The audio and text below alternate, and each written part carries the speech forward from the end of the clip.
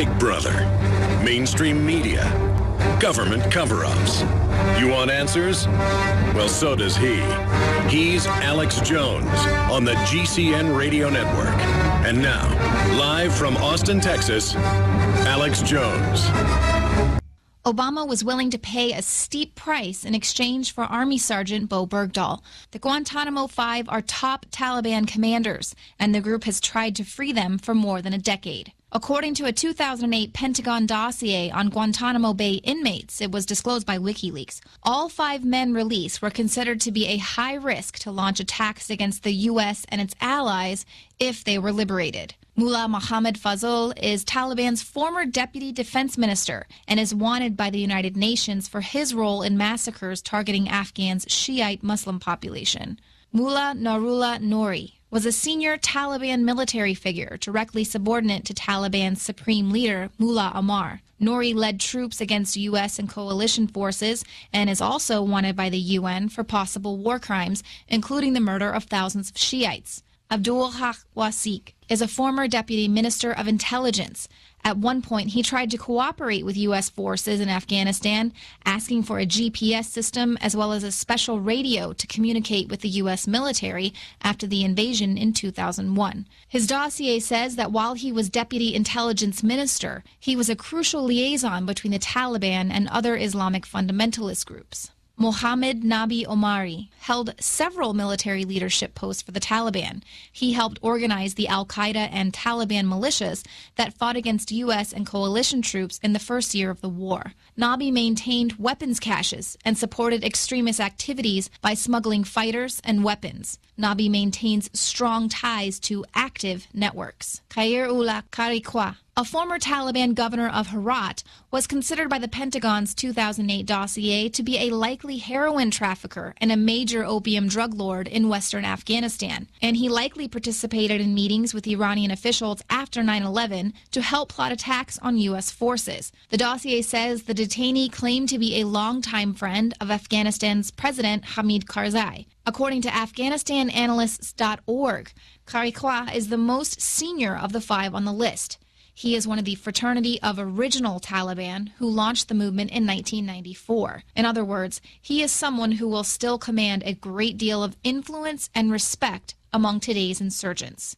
This week's secret diplomacy was not the first time the U.S. government has engaged the Taliban in an effort to negotiate a prisoner swap for Bergdahl's release.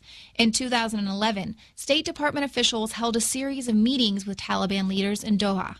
At the time, Dianne Feinstein opposed the swap, saying, "These are major Taliban figures. They are not minor people, and they will not be held in maximum security custody. Forget that it won't be Guantanamo, just maximum security custody. And in my view, there's no way of knowing what they may do and what kind of propaganda they may breed." Lawmakers suspected the released Taliban could eventually end up returning to the fight. So what has changed in the last few years? The United States just announced it's winding down the war in Afghanistan to concentrate on emerging terrorist threats elsewhere. The sudden release of these Taliban commanders now will end up replenishing the diminished leadership ranks of the Afghan Taliban.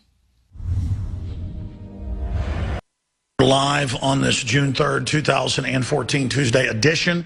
I am your host, Alex Jones. I am on the road today. I will be riding shotgun with David Knight, co-host of the radio show, along with Paul Watson, who also co-hosts the radio show / TV transmission on a regular basis. So Watson will be joining us from England. We're also going to have another guest who has a TV network in England, a host on a TV network that he also helps manage, who's going to be breaking down Bilderberg 2014 and, again, Richie Allen. So we're going to have Richie Allen, David Knight, Paul Watson, and Alex Jones here today. Huge developments on the rollout of the Homeland Security grid against domestic groups, breaking at Infowars.com. It's all coming up straight ahead on this Tuesday edition. I'm Alex Jones. Ladies and gentlemen, it is Tuesday, June 3rd, 2014. I am your host, Alex Jones, coming to you from deep in the heart of South Texas on the road with my family, but also working on some stories while I'm at it. We're going to have David Knight, host of InfoWars Nightly News and co-host of this radio show, along with another host of the Nightly News and co-host of this radio transmission, Paul Joseph Watson today, and we have some other guests as well. Everything that we have predicted so far is now unfortunately beginning to unfold. And I say that with heavy heart because we know the globalists, we know their game plan. And for those of us that are informed and that read the globalist own statements, it's hidden in plain view. We know the other shoe is about to drop. We know their battle plan. We don't know exactly when they're going to be executing certain aspects of it, but we know their goal. And we know that they always try to end up carrying out their goal. Even when they don't succeed, they try again. That's why the New World Order technocrats are in control. Now, you've got shows like Homeland where you have U.S. military troops, Marines, Army, you name it, that have been captured by al-Qaeda and the Taliban and the Haqqani network. That's basically a globalist front group. I mean, those Muslim extremists exist, but they've been funded and protected, and they're doing a double deal with the globalist. That's on record now in Libya, Syria, you name it. Egypt, the list goes on and on. And you have all these shows, movies, dramas, cartoons, comic books, where returning veterans are al-Qaeda. We have the Washington Times, we have the Forbes magazine, AP, Reuters, Southern Poverty Law Center, all of them in the last 2 years coming out with countless headlines that the vets are going to team up with al-Qaeda and attack America. The vets are going to team up with al-Qaeda and the Tea Party and attack America. The vets will attack your police department, police. This is what the media says. You've gotten the internal reports going back 6 years, been public for 2. We first broke this. But police all know you get these reports that say you will be attacked by veterans with IEDs fighting for al-Qaeda. And the #1 terror threat is veterans linked up with the Tea Party and al-Qaeda. Ladies and gentlemen, that's like saying in a comic book fashion that Superman likes kryptonite and puts it on a cereal in the morning. The most Islamophobic, if you want to use that liberal term, group is the Tea Party. The most pro-war group in the past has been the Tea Party type group. The last people, I know so many vets, so many troops, I mean, even if they don't like the wars and know the wars were a fraud, they had buddies and people killed in combat. I have a lot of family that are active duty. I mean, they absolutely hate the jihadis with a passion and want to continue to go re-up just so they can fight them and kill them and settle vendettas and scores. It is 180 degrees the opposite of reality, but that's how the PSYOP works. They found in psych warfare that if you put out a lie so big, as Hitler said, the bigger the lie, the bigger they'll, just repeat it enough, they'll believe it. To say that the Liberty Movement and the Tea Party and the Anti-Federal Reserve Movement, the pro-gun movement, the pro-family movement is linking up with Muslim extremists and that the veterans are linking up with both groups. I first told you this 6 years ago with articles written by Kurt Nemo with videos embedded with myself breaking it down, where I told you they were going to roll out white al-Qaeda. Because we got internal Justice Department memos when Obama first got in.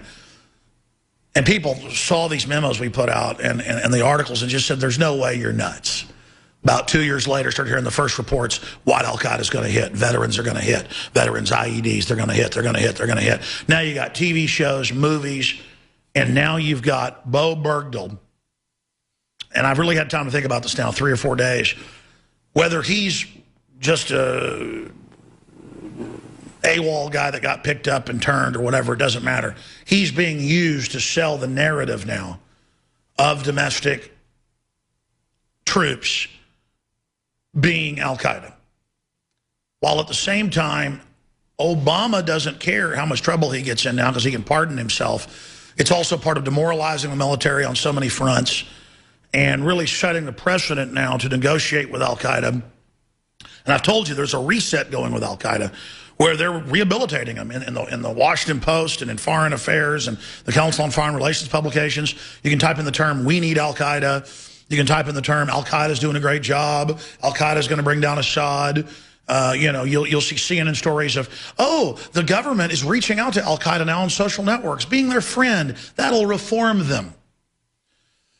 That's introducing you to the idea that they're not bad guys anymore, except when we need to have them attack us to then take your liberty. No, it's the Tea Party and the veterans. And again, folks, I'm not tooting my horn. I study the globalists. I mean, we have incredible sources. I mean, I have retired 3-star general sources. I have retired 2-star generals, 1-star admirals. You've heard some of them on the air.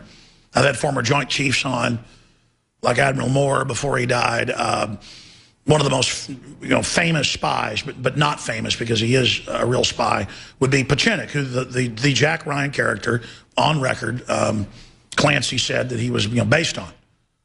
And I mean, it's really true. The Justice Department's getting set to indict him for 30 years ago, reportedly not negotiating with the Red Brigade when they killed the Prime Minister of Italy.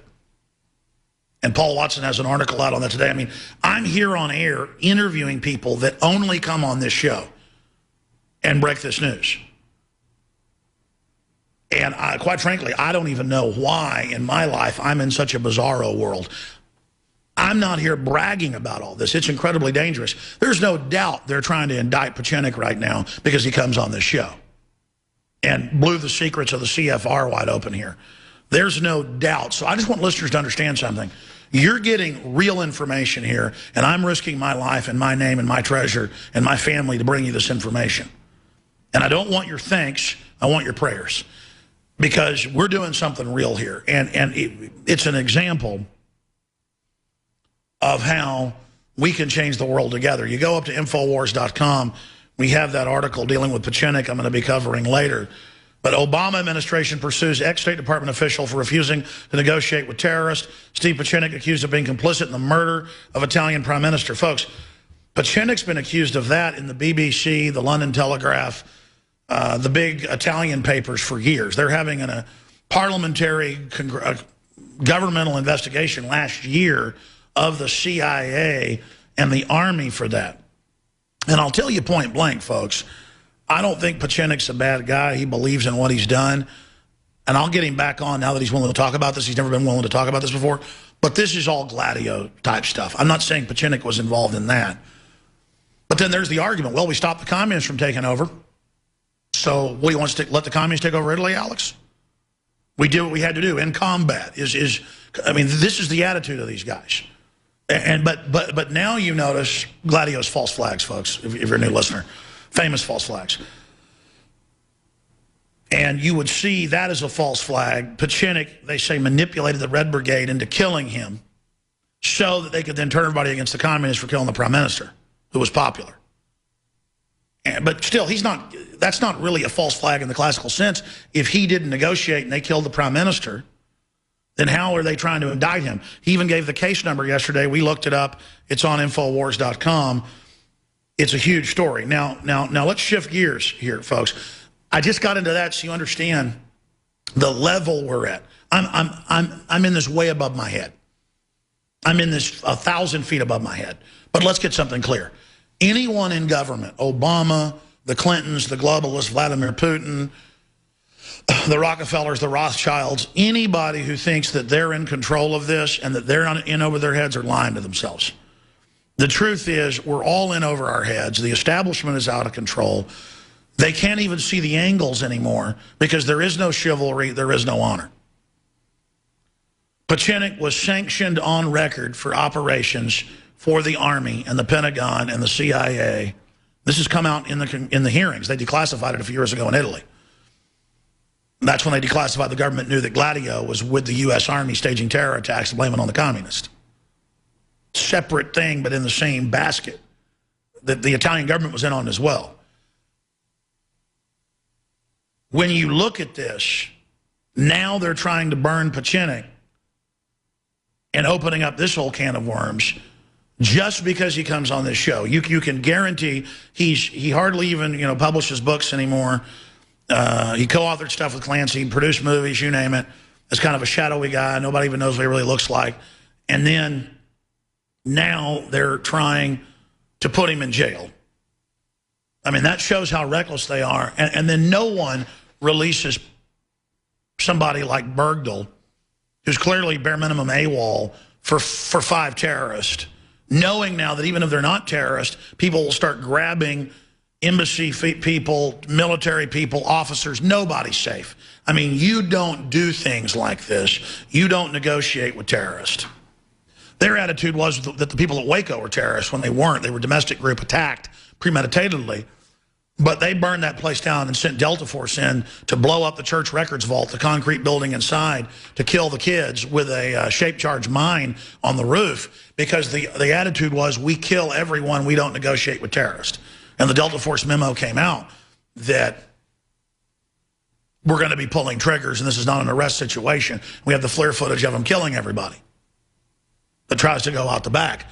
So anybody who's done these operations for the globalists now, you can be hung out to dry.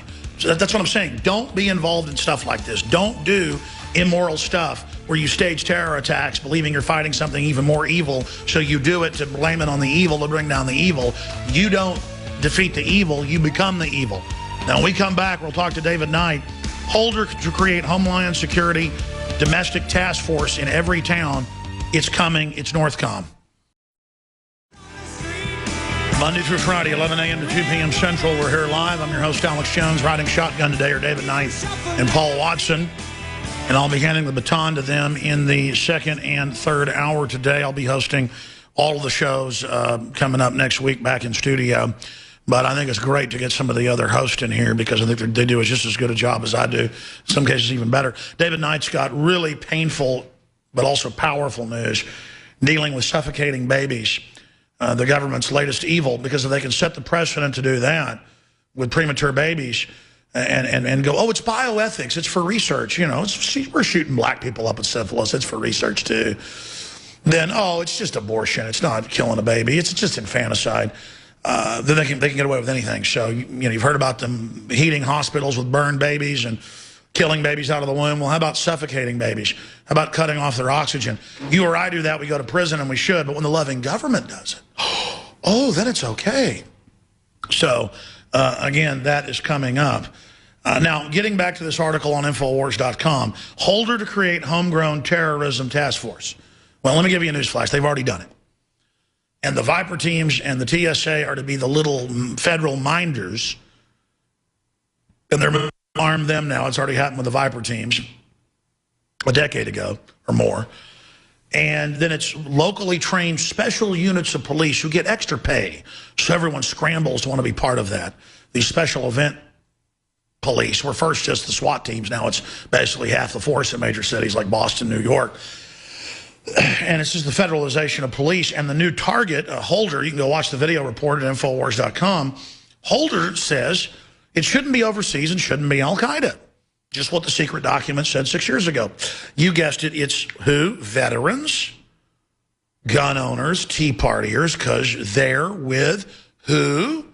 Al-Qaeda. Now, the White House is really with Al-Qaeda. 60+% of the force attacking Assad for 3+ years is Al-Qaeda. It's on record, but it's public, but it doesn't matter. No. I'm a libertarian constitutionalist gun owner. So see, I'm a suspect now with Al-Qaeda, yes. And I've also got Keebler elves in my pocket. And I rode to work today on a unicorn. And when I go to the bathroom, folks, potpourri comes out. I mean, I don't mean to be gross here, but this is pure BS. And everybody knows it. But we need to call these scum out, because it's meant to be over the top. But the general public goes, well, it's so over the top, it must be true. And then the cops are just, get up against the wall, you might be one of them. I mean, it's just, no, I reject it, okay? I don't use the drugs the government ships in on record. I'm not involved in all the government corruption, all the corporate corruption. I'm not guilty. I'm innocent until proven guilty, not innocent until I'm proven a collectivist, progressive slave. You people are the ones involved in all the weirdness. I mean, look at Akron and all these navigator groups they've got. Of course we predicted they'd be engaged in all these new crimes.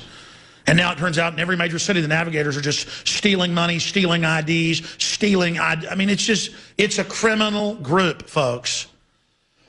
And criminals get off on doing bad things. They get off on releasing a deserter and releasing 5 terrorists. They get off on teaching kids that, you know, and showing 5-year-olds in public schools 2 men French kissing. A normal person just doesn't want to corrupt a kid. with heterosexual or homosexual stuff. They're deviant, ladies and gentlemen. I never get sick of camping, never get sick of fishing, never get tired of hanging out with my buddies and laughing, never get tired of, beautiful women, looking at them, admiring them. I just like normal stuff. Never get tired of the Caribbean, never get tired of the sun, never get tired of enchiladas, never get tired of playing with my children, never get tired of beautiful art, never get tired of great weather, never get tired of being honorable. Just I'm not into screwed up things. They are, and they're coming after us. And they're saying we're Al-Qaeda. And if we roll over and let them say we're Al-Qaeda when they publicly run Al-Qaeda, then we deserve what we get. Attorney General Eric Holder unveiled his plan to create a new Justice Department task force this week, which will focus on the threat of homegrown terrorism. In the video posted on the department's website Monday, which we have linked, but I want you guys to go get it. I want to play that. I don't know why we didn't embed it, but for whatever reason. In the video posted to the department's website Monday, Holder, in fact, just call Watson, ask him to link to it. Holder argued that the focus on terrorism should return to the U.S. as opposed to remaining overseas. We face an escalating danger from self-radicalized individuals on our own borders, Holder said, as the nature of the threat we face evolves and include the possibility of individual radicalization via the internet. See, the internet and free speech is terrorism now. It is critical that we return our focus to potential extremists here at home. We're going to come back and finish this and then get to the special information that's really incredible with babies. I say cutting off oxygen to babies in the neonatal unit, I think that's terrorism. Promoting George Washington and private property and the family and guns is not terrorism. But to scumbag criminal filth it is, who wants to indict our guest, Dr. Pachinik, because he comes on this show. All right, we're going to David Knight here in just a few minutes to get his take on the Justice Department's full rollout with local domestic spy units, you name it, looking for the terrorist. That means the ATF, back to the Clinton days, burying pipe bombs on your property and saying Alex Jones had pipe bombs. That's the standard deal that they did to literally hundreds of people back under Clinton. Or having one of their informants claim, yeah, I heard Alex at the bar. He was claiming he was going to, shoot the governor or something. Let's get one thing straight. I don't have any illegal weapons. I don't plan any offensive attacks against government. Never have, never will. I'm in the info war, but I will defend myself if attacked by anybody. And I have that natural right. But just last week, the ATF wants to ban tannerite. We have a shooting show we do occasionally for InfoWars Nightly News, and you can go to the store and buy tannerite, and might as well ban fireworks if you're going to ban that. I mean, the mortars you shoot out of a firework are probably 20 times more powerful explosively than tannerite. I know, I've played around with it, fireworks and tannerite on the shooting range on TV, and they're now trying to say that's terrorism and ban it. They want to make us the bad guys. They want to shift this whole bureaucracy onto us. That's what always happens in countries. That's what tyranny is government decides to just take over via the special interests that are controlling it. And you can go to the report on Infowars.com where we have the quotes from the Justice Department's own website. And we have the new Department of Defense directive saying their main mission is fighting domestic groups, the Tea Party here in America. That came out last week in the Washington Times, Bill Gertz. So we also have Fox News and Napolitano doing a report on the FBI creates then foils 99 out of 100 terror plots. Even the New York Times had to admit 99 out of 100. And I want to give government credit. This only happens to me maybe once a year now. It used to happen at gas stations, at the shopping mall, at the grocery store, at any video signing event or any event I went to. They would have 2 or 3 different feds come up and say, hey, Alex, let's start killing feds. Let's start blowing stuff up. Come out in the parking lot. I've got a rocket launcher. And I would just say, you're obviously a fed or a federal informant. Hey, get a camera on this guy. And they go, hey, no big deal, Alex. See you later. Just making sure you're not planning anything. I mean, half the time they would admit they were feds. Guys would get on both sides of me on an elevator and go, want to attack the State Department today, Alex? We know how to attack it. And I'm just like, 6'4" giant Marine Corps colonels. And I go, you guys are Marines, aren't you? I know that's who guards the State Department. Well, we do know people with State Department security. You better not plan anything. And I'm just like, you guys are really a joke. I start taking photos of them. I mean, you know, that happened at Bilderberg in 2008 because Hillary and Obama were there, and they were hopping mad. This is at my hotel 3 miles away. I've got Marine Corps office. You know, I mean, it's just they were driving around flipping us off and stuff. Their underlings days later following us around. So I'd pull over and get out, and then they'd drive off. I mean, it's like, look, I haven't done anything. I'm a good guy. Just because you say I'm a bad guy and imagine I'm doing something wrong, that's not true. The globalists are the ones running this country into the ground that have hijacked it illegitimately. And I'll use the French analogy of the Vichy French who stood down to Hitler. You have to dig into the history books, but that's really a fact. The French just stood down, folks, because most of their general staff have been paid off. They were then made the oligarchs, the dictators of France. And if you guys want to sell out to this, you know, be my guest, you're going to be hung out to dry, and we're going to be opposing you. Your bosses will hang you out to dry from one angle, and we're going to be opposing you from the angle. Dishonor is not the way to go.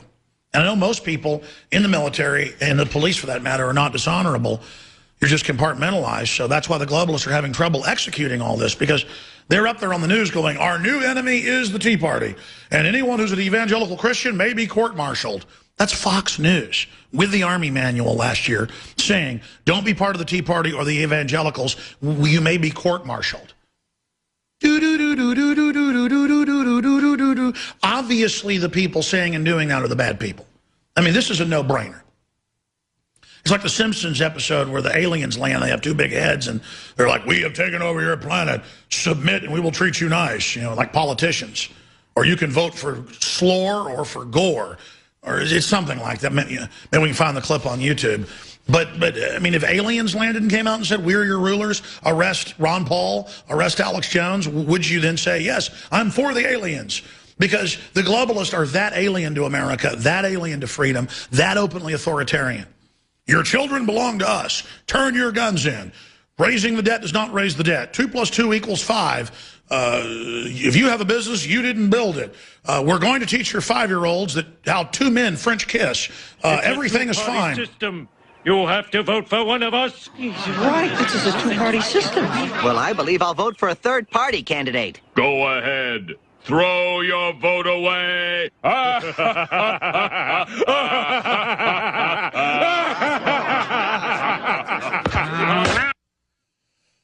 And again, if you're watching on TV, you can see the aliens there, but at the podium and everybody deciding, well, we better vote for one. I mean, I actually think if aliens landed, had green skin, but walked out and said, you're racist if you don't give us your children's brains, there would be people that came out with meat cleavers, hacked their kids' heads open, pulled the brains out, and would run up under Stockholm Syndrome, giving the brains to the aliens. I'm not kidding. In fact, if the aliens were scary looking, they would do it even faster because they would, oh, let me appease you. And the aliens said, good. Your children's brains are delicious. Now we're going to melon ball yours. This is the mind control of the normalcy bias, the mass Stockholm Syndrome, the learned helplessness, whatever you want to call it. I personally am done with it. Now, David's got some big breaking news we're getting up at Infowars.com. It's only at Drudge right now that I saw it, so we'll show that on screen in a moment when we get to it. But it's just par for the course, and we're going to break down the eugenics movement, medical experimentation on children currently going on. And this just broke. They've been covering it up since 2006. But before I go any further, the system is flipping everything now onto the American people. It's that simple. And they're announcing, yep, the Army's preparing for war against the American people. And it's the Tea Party gun owners veterans. Yes, we're going to set up local, rural, Homeland Security, military units to watch the farmers and to work with farmers to spy on each other.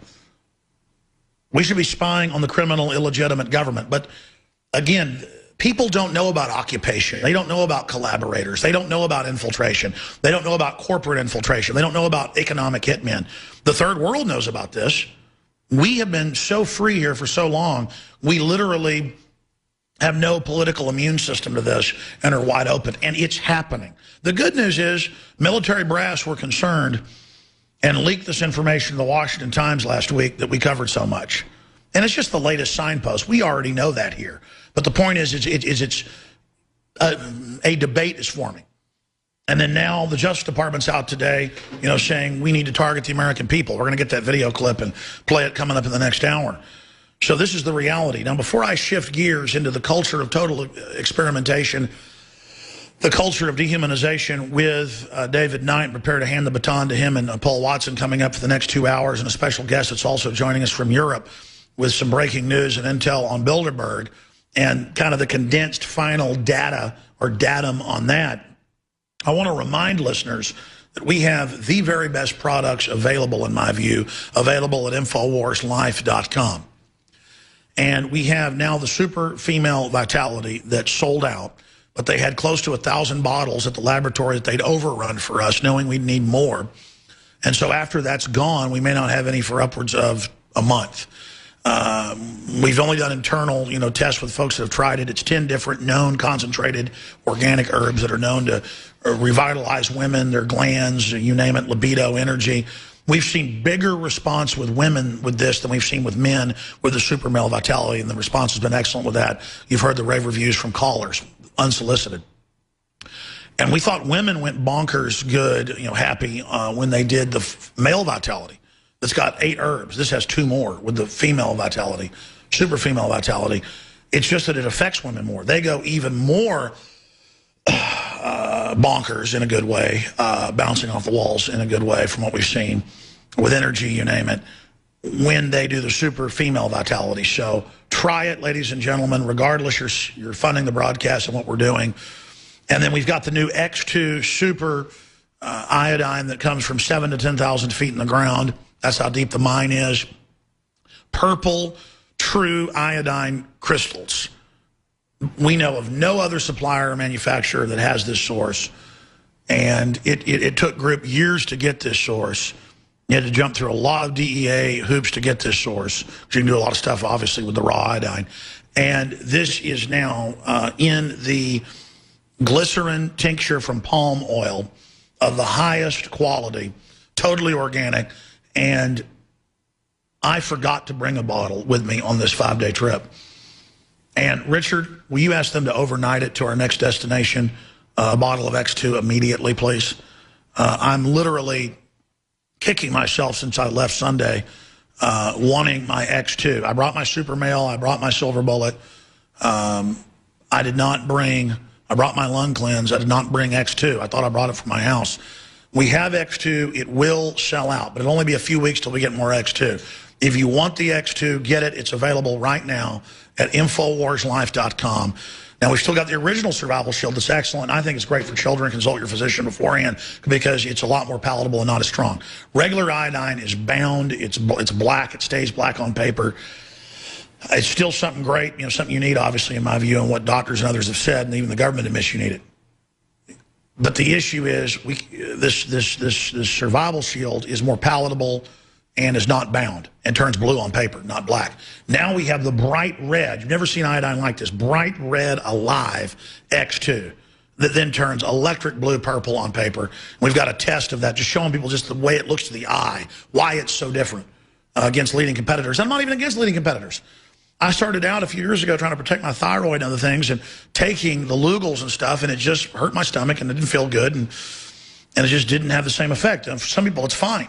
Some people like the other type better. I think more power to you. You should stock it all because from what I've read, it may last longer than ours. The issue here is that this stuff is bioavailable right into the blood from what I've been told. Just find out for yourself, regardless you're supporting the broadcast, 888-253-3139 to call and order. 888-253-3139, 888-253-3139. I want to thank you all for your support. And lastly, don't forget this hour was brought to you by MyPatriotSupply.com/Alex, MyPatriotSupply.com/Alex.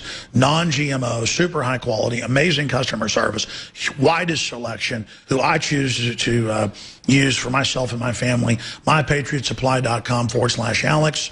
Or you can simply call the toll-free number that's on that sub-area of the website. They have the specials right there. And you can also find a lot of other preparedness items at MyPatriotSupply.com/Alex. Now, shifting gears to the report that just went live at Infowars.com that I saw on Drudge this morning that made me angry. If the globalists can set the precedent to nerve gas our troops and even kill them in secret tests, like Shad, and inject black people with syphilis, let them spread it for 50 years and die of it, total torture, microscopic worms that eat your brain. if they can just constantly do all this and burn down Waco and under U.S. Code Title 50, Chapter 32, subsection 1528, paragraph B, say that secret testing is illegal unless it's for law enforcement or research purposes, then it can be lethal. They have it on the books. They can kill us. Well, I say your law is a stinking fraud. But this is the technocratic, mad scientist, Dylan of Maru meets Joseph Mengele, angel of death mindset that is about kill babies up to age 3, kill the old, death panels, don't give the soldiers health care, much worse under Obama. It's a plan. It's a plan. And David Knight's got details of the report. We're working on getting the lady on. We've been working on it a few days, but now it's broken and gotten big. David Knight, tell us about this latest horror as we're totally dehumanized and as the government sets the precedent to kill us or bring us close to death and do illegal testing whenever they feel like it. Just like they've got caught doing secret lethal testing in New York State on foster kids, New York Daily News, until the kids die feeding little black kids pesticides. Al Sharpton said nothing. Mm-hmm. Yeah, absolutely, Alex. This is a story that's being broken by Cheryl Atkinson. And if you remember, just before I started InfoWars, there was a story that InfoWars broke about experiments that were going on by the government at the University of North Carolina. You broke it because you worked with the group. Yeah. Right. At the University of North Carolina, at their hospital. Now, this is at the University of Alabama at their hospital. And the parallel in both of these cases is that they're experimenting on people. There is no informed consent in either of these cases, of course, and you cannot, even with informed consent, do things to people that would threaten their life. Now, in the case of North Carolina, they were taking diesel exhaust and feeding that directly into a mask with people who were sitting in an enclosed room, and they had searched for people who had respiratory and heart illnesses because they were trying to bump up, this is under Lisa Jackson, to then cook the books. Exactly. To then cook the books, and wasn't it hundreds of times the safe level?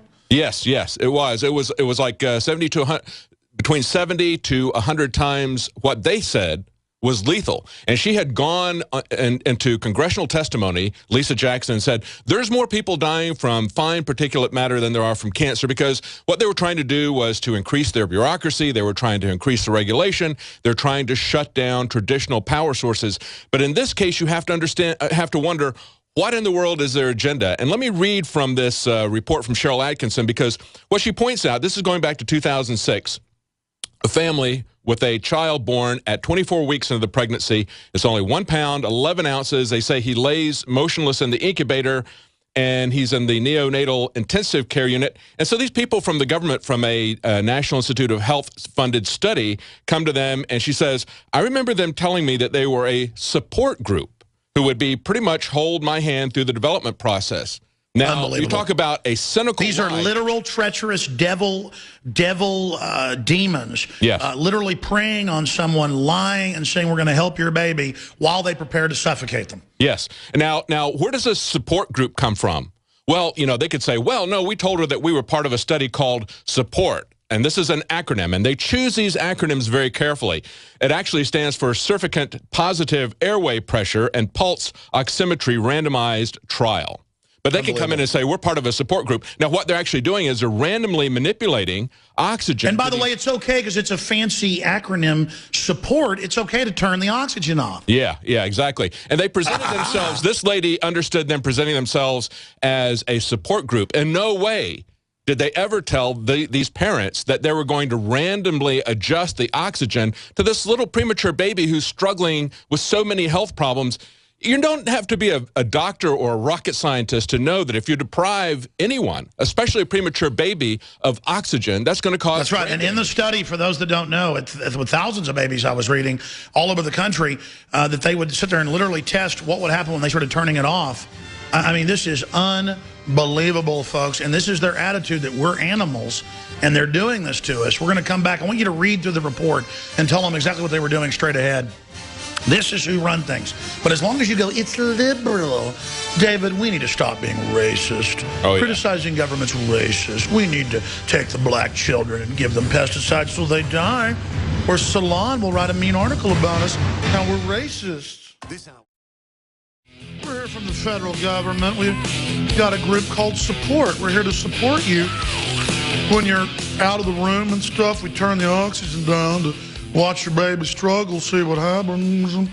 And, of course, you'll find out that I bet money that some of the kids didn't make it. But who knows? Then that ropes the, the whole hospital into getting used to the secret testing and the bioethics boards and the attitude, oh, don't help that kid. It's premature. This is the new culture coming into medicine that we've been warning you about. And we could hire more people if we weren't taking care of these lazy vets. All the whistleblowers are coming out saying, we ought to take these vets out and shoot them. All our money goes to them. And again, used to it was troops, poor Appalachians people, folks in the Appalachians, and black people. I got to say, Hispanics, Mexicans in the Southwest, because I've read the studies and looked it up, they run from the, quote, free health care and the government vans. That's why they have promos in Austin telling the Hispanic immigrant population, trust us, get in the system, come. And they're like, no, we don't think so. But down in Mexico, too, they're running from the Gardasil shots. They're not stupid. But white people and blacks love it. And I mean, they love it. And the Appalachians, they come grab them even though they don't trust the government. So this is who they've been targeting. But now it's expanded just to anybody, premature baby. Well, when you're not looking, we're going to turn the oxygen off. How's that sound? David Knight, go over the report itself and tell us why you're hateful and don't want to support people. I wonder if I come up the street with a bag and say, I'd like to put this over your head so you can't breathe. It's for support. We ought to go out and do a promo like that and just say, can I put this bag over your head and start asphyxiating you? I mean, it's good for babies. I mean, the feds are doing it. You're not a terrorist, are you? Go ahead, David. It's essentially what the Nazis were accused of doing. Right? Don't be racist. Just trying to, we'd like to know exactly what the sweet spot is for the appropriate amount of oxygen for these kids. That's what the National Institute of Health study was ostensibly for. They said that the medical personnel routinely give supplemental oxygen to babies born with immature lungs. Too much oxygen can cause severe eye damage, including a blood vessel disease and blindness called retinopathy. Too little oxygen may lead to brain damage and death. Of course, we know that.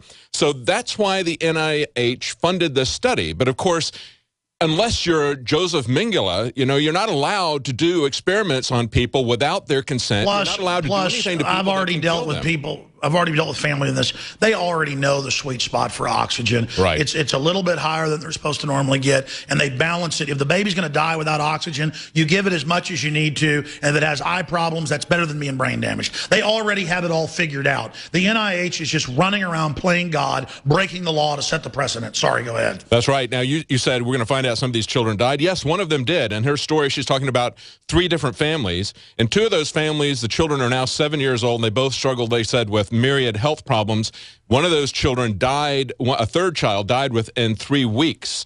So that's the thing. And what really strikes me, Alex, is not just that they would do this type of thing, because we've seen this, as we reported on, it's happened over and over again, but just this kind of manipulative, Machiavellian way they come in and say, we're support. They force this into an acronym that they can come in and use and make these parents think that they're a support group, that these children are going to get all the normal health care. Well, it's like Patriot Act or Homeland Security or New Freedom Initiative or Affordable Care Act that doubles and triples your prices. I mean, it's all a big sick joke on us by these freaks. And that's the realization you got to come to, folks. I've only just now come to it after almost 20 years on air. The globalists really enjoy hurting people. I mean, those of us that aren't evil, we just don't get it. David Knight's coming up. I'm going to do 5 more minutes with him. We're going to hand the baton to Paul Watson and he, while I spend some good time with my children. But wild horses can't drag me away, so I'm still here. Folks, please spread the word about the broadcast. We have decoded the enemy operation. This show does have the pulse of what's happening worldwide. We need to reach more people. Tell 10 people a day about Infowars.com and the free audio and video feeds and your local AM and FM affiliates. It's vital. Stay with us. Hour 2 and 3, jam-packed. More on the secret experimentation. Visit GCNlive.com. Tell people about the show now. Your email list. Don't wait. Take action. We need your help.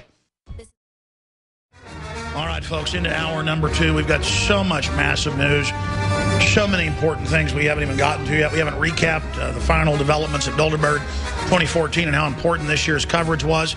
I wouldn't say as big as last year, but with thousands of protesters, but it was definitely a big year with a lot of foreign coverage. David Knight's going to be covering that in the 3rd hour with a special guest from England. Paul Watson's coming up in about 20 minutes. He'll be riding shotgun with David Knight as well. But David, getting back into the secret experimentation, this is only the tip of the iceberg. What else is going on we don't know about. And when the group you're affiliated with and worked with caught them, gassing people in hospitals, no one got in trouble. That's right. This year.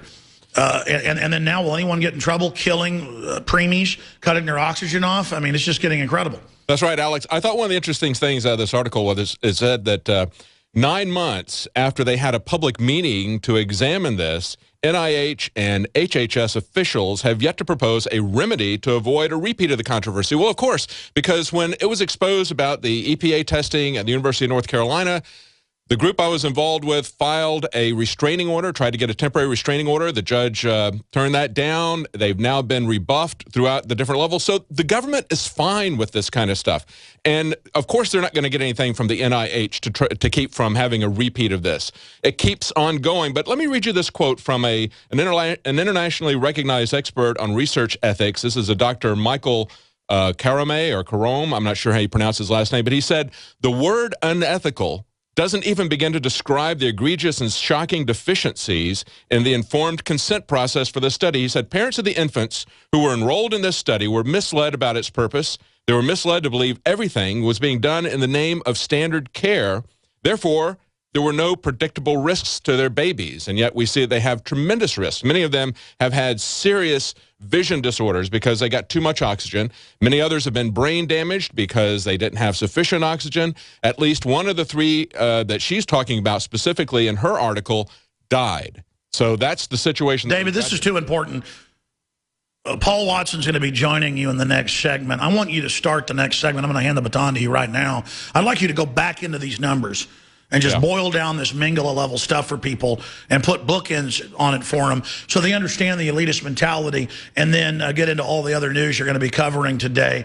What else are you planning to get to? I know Watson's adding the link to the Justice Department video in his article where Holder said the main threat is domestic groups. They're setting up domestic task forces to go after anybody that isn't a total criminal and anybody that loves freedom. What else are you going to be covering today, David? Well, Alex, this is a story coming from Cheryl Atkinson. You remember she was a reporter who left CBS. She was absolutely fed up with the way the news was controlled and censored to promote an agenda.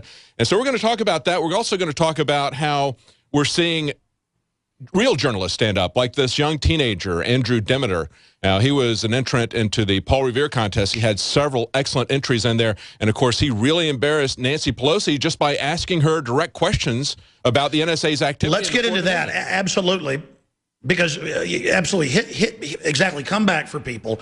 Let's hit that story about the kids and then explain how it's a real journalist who did Fast and Furious, you name it, who left CBS because she was being censored, and now she's exposing this evil. We're the real journalists. Ladies like that are the real journalists, and we'll end up with the audiences and do the right thing and destroy the globalist just by virtue of truth-telling.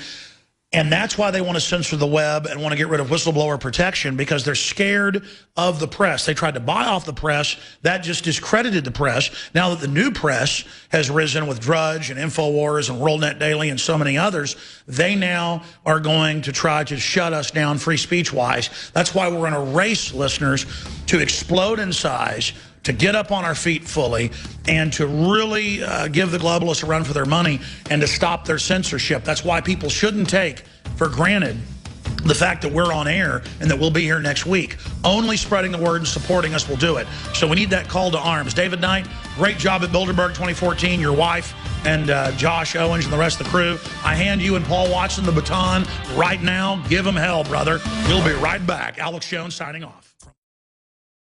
Welcome back to the Alex Jones Show. I'm David Knight here, and I'll be joined with Paul Joseph Watson. And later on in the show, we're going to have Richie Allen from the UK give us a British perspective on Bilderberg. He's been watching it very closely, as we have. Paul and I were both there in Copenhagen. And this year was a bit different in several different ways. I guess no 2 years are alike. We learned some things. We're going to be talking about that in the third hour with Richie Allen. We were just talking to Alex about this breaking report from Cheryl Atkinson. Now, she is a journalist who left CBS, and now she's working in an independent mode because she was tired of having her stories controlled. She said that she resigned because she feels like the mainstream media is heading down a dangerous path with attempts to censor or block stories that don't align with their preferred agenda. Those are her words. Those are our words as well. That's why we were at Bilderberg. For the longest time, that place didn't even exist because the mainstream media heads blocked any information about that and then ridiculed anybody who reported on it. Now they're still at the ridicule point. They can no longer credibly say that it doesn't exist because there are too many people out there reporting that it in fact does.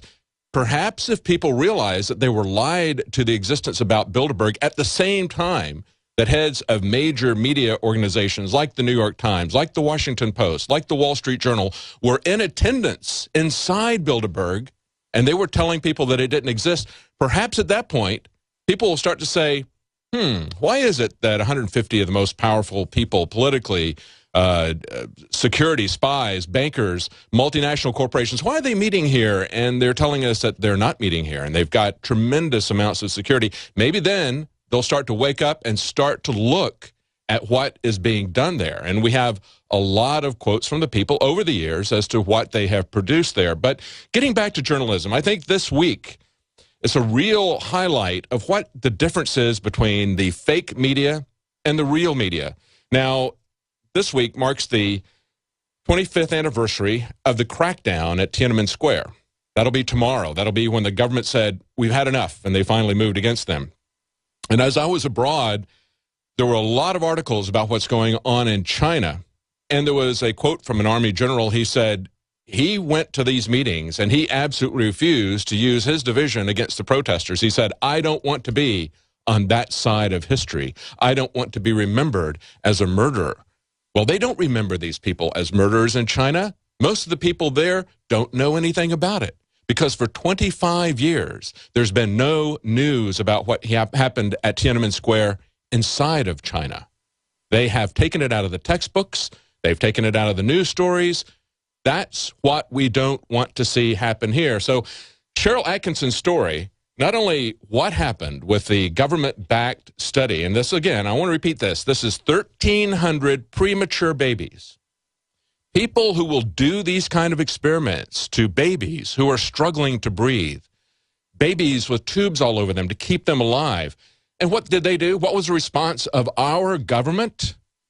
To play games with them, to play God with them, to adjust the level of oxygen. And again, as I mentioned, too much oxygen, the babies go blind. Too little oxygen, they get brain damage or death. And that is what happened. A government that can do this is morally capable of doing anything. And we've seen this over and over again. In the story that we broke a couple of years ago at InfoWars about the medical experimentation at the University of North Carolina, where the EPA was trying to make a case for greater regulations. And in order to do that, they were perfectly willing to make people sick or kill them. Lisa Jackson had just testified before Congress that she thought there were more people that were dying of particulate matter than people who were dying of cancer. And that was an obvious lie. And Markey, the congressman who worked with that, they had already rehearsed before what they were going to do, and he's coaching her. You can tell because he even steps on her lines at one point. It was really an obvious nonsense. But people didn't die there, but they were trying to get people who would be sick. They were searching for people who already had respiratory illnesses, who already had heart illness. And what they did then was they exposed them to levels that the EPA already said were fatal. They exposed them to levels that were 70 to 100 times what the EPA was maintaining were already fatal levels. Why? So that they could grow their bureaucracy, so that they could grow the regulations, so that they could shut down coal plants. Now, what is the agenda with the National Institute of Health that would cause them to go in and deprive premature infants of oxygen? Is this just out of intellectual curiosity? Because we already know what that does. They're trying to find a sweet spot. When I got my scuba diving certificate, I was told that was the way they had developed the bends tables for divers was through trial and error. Now, presumably, that was done with the consent of the Navy divers, but they do a lot of experiments on military personnel that they never get informed consent from, and that's the key. They were not willing to pull that back. They were not willing to put a restraining order on these experiments as they were going on at the University of North Carolina. And they wonder, is there anything that's going to be done to keep our government from doing something like this again? And I think the most cynical thing about this entire study is that this first couple that Cheryl Atkinson reports on, they thought they were a support group from the government that was going to help them go through the process. Support was the acronym that they used, just like the Patriot Act. Support, actually, they were not a support group. Support actually stood for surfactant positive airway pressure and pulse oximetry randomized trial. They put this in a constrained acronym just so they could come to these people and say, we're a support group, and not be flat out lying to them with their fingers crossed behind their back. And yet it was a lie. You cannot, ethically, you cannot ever get conformed consent for human experimentation that is life-threatening, that presents this kind of damage. Even if they had gotten the parents' consent, they would not have ethically been able to do that. But of course, they're already trying to get parents' consent for abortions. And as we covered yesterday, as Jakari Jackson covered on the Nightly News yesterday, and Chris just brought this article into me, we had this up on InfoWars.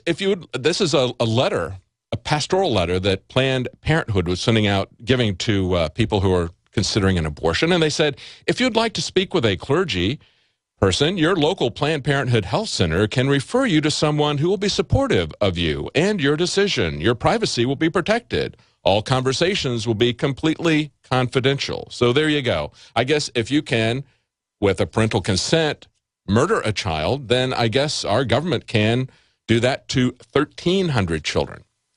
But as I pointed out earlier, this is, I think, a week that we need to think about press freedom. We need to think about what real journalism is. You know, earlier Alex was talking about the revelations that Steve Pachinik had about being prosecuted, being pursued by the State Department, by Obama's State Department. We need to remember that under the Espionage Act of 1917, there have only been 11 cases since 1917.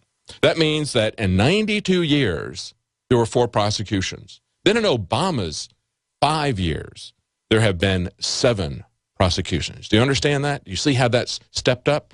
And of course, one of those people that's being prosecuted is James Risen, a New York Times reporter, a Pulitzer Prize winner, and he was just rejected from having his case heard before the U.S. Supreme Court because he did not want to give up his journalistic source.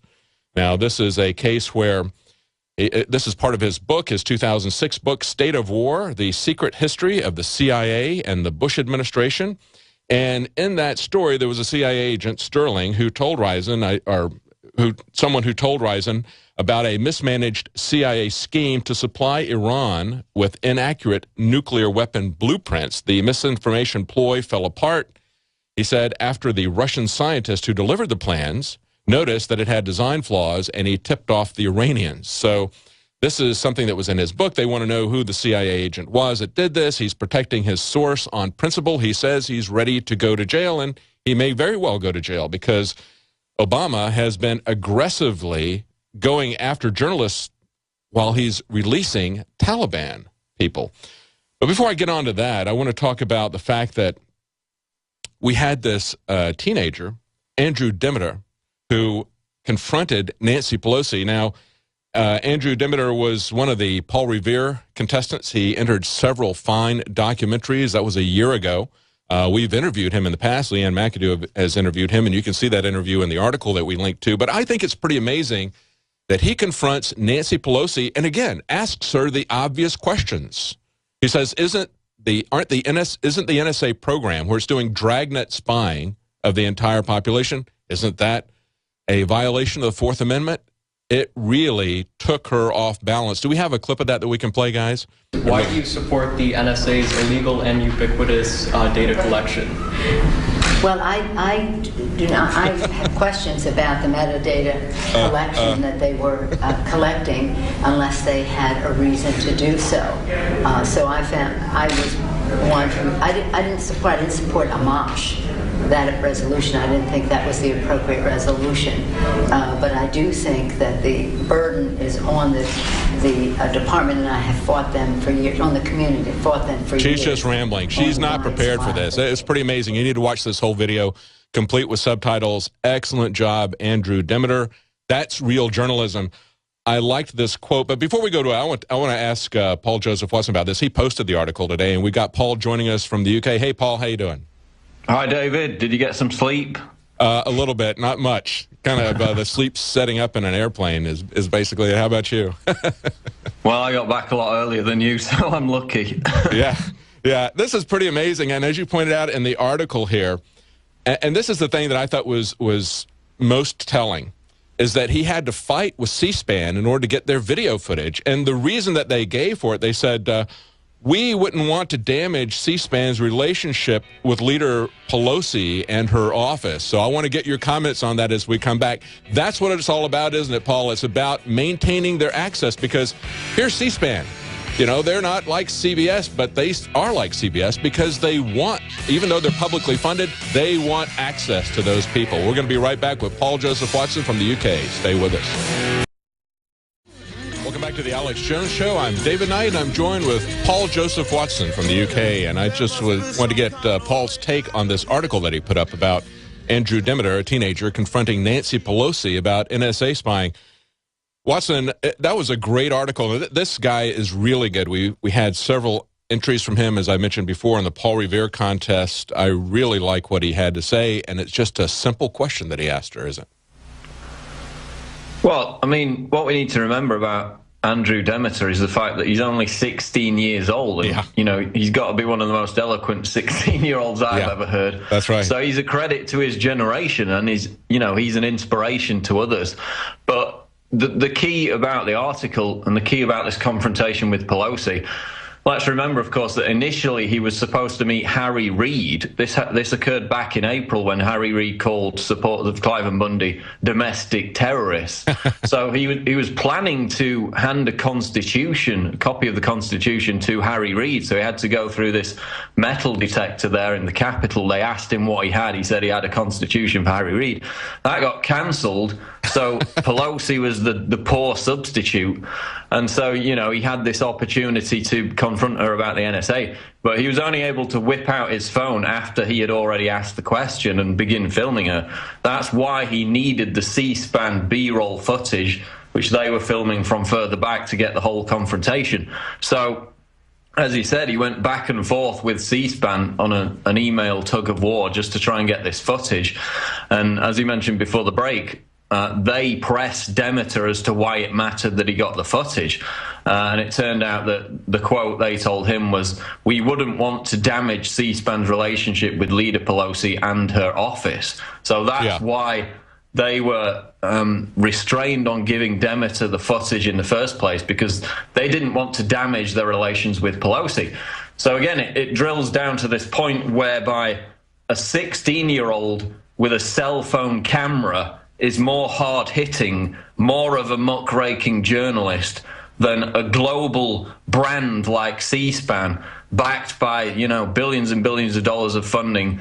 And they're representative of the mainstream media. They don't ask hard questions. They're getting embarrassed. They're getting put to shame by a 16-year-old with a cell phone camera. Absolutely. I remember when they were working on Obamacare and somebody yelled to Nancy Pelosi, "What's the constitutional basis for that?" And she just laughed it off and said, "Are you serious? Are you serious?" and walked off. That was very telling, but I just love the way she stammered and stuttered about this. I mean, she clearly wasn't expecting anything like this from some high school students. And he was very self-deprecating. He said, "If I, a shy, socially inept high school student," I'm reading from your article here, "can expose on a global scale the paradox that is politics by asking nothing more than a question, then so can you."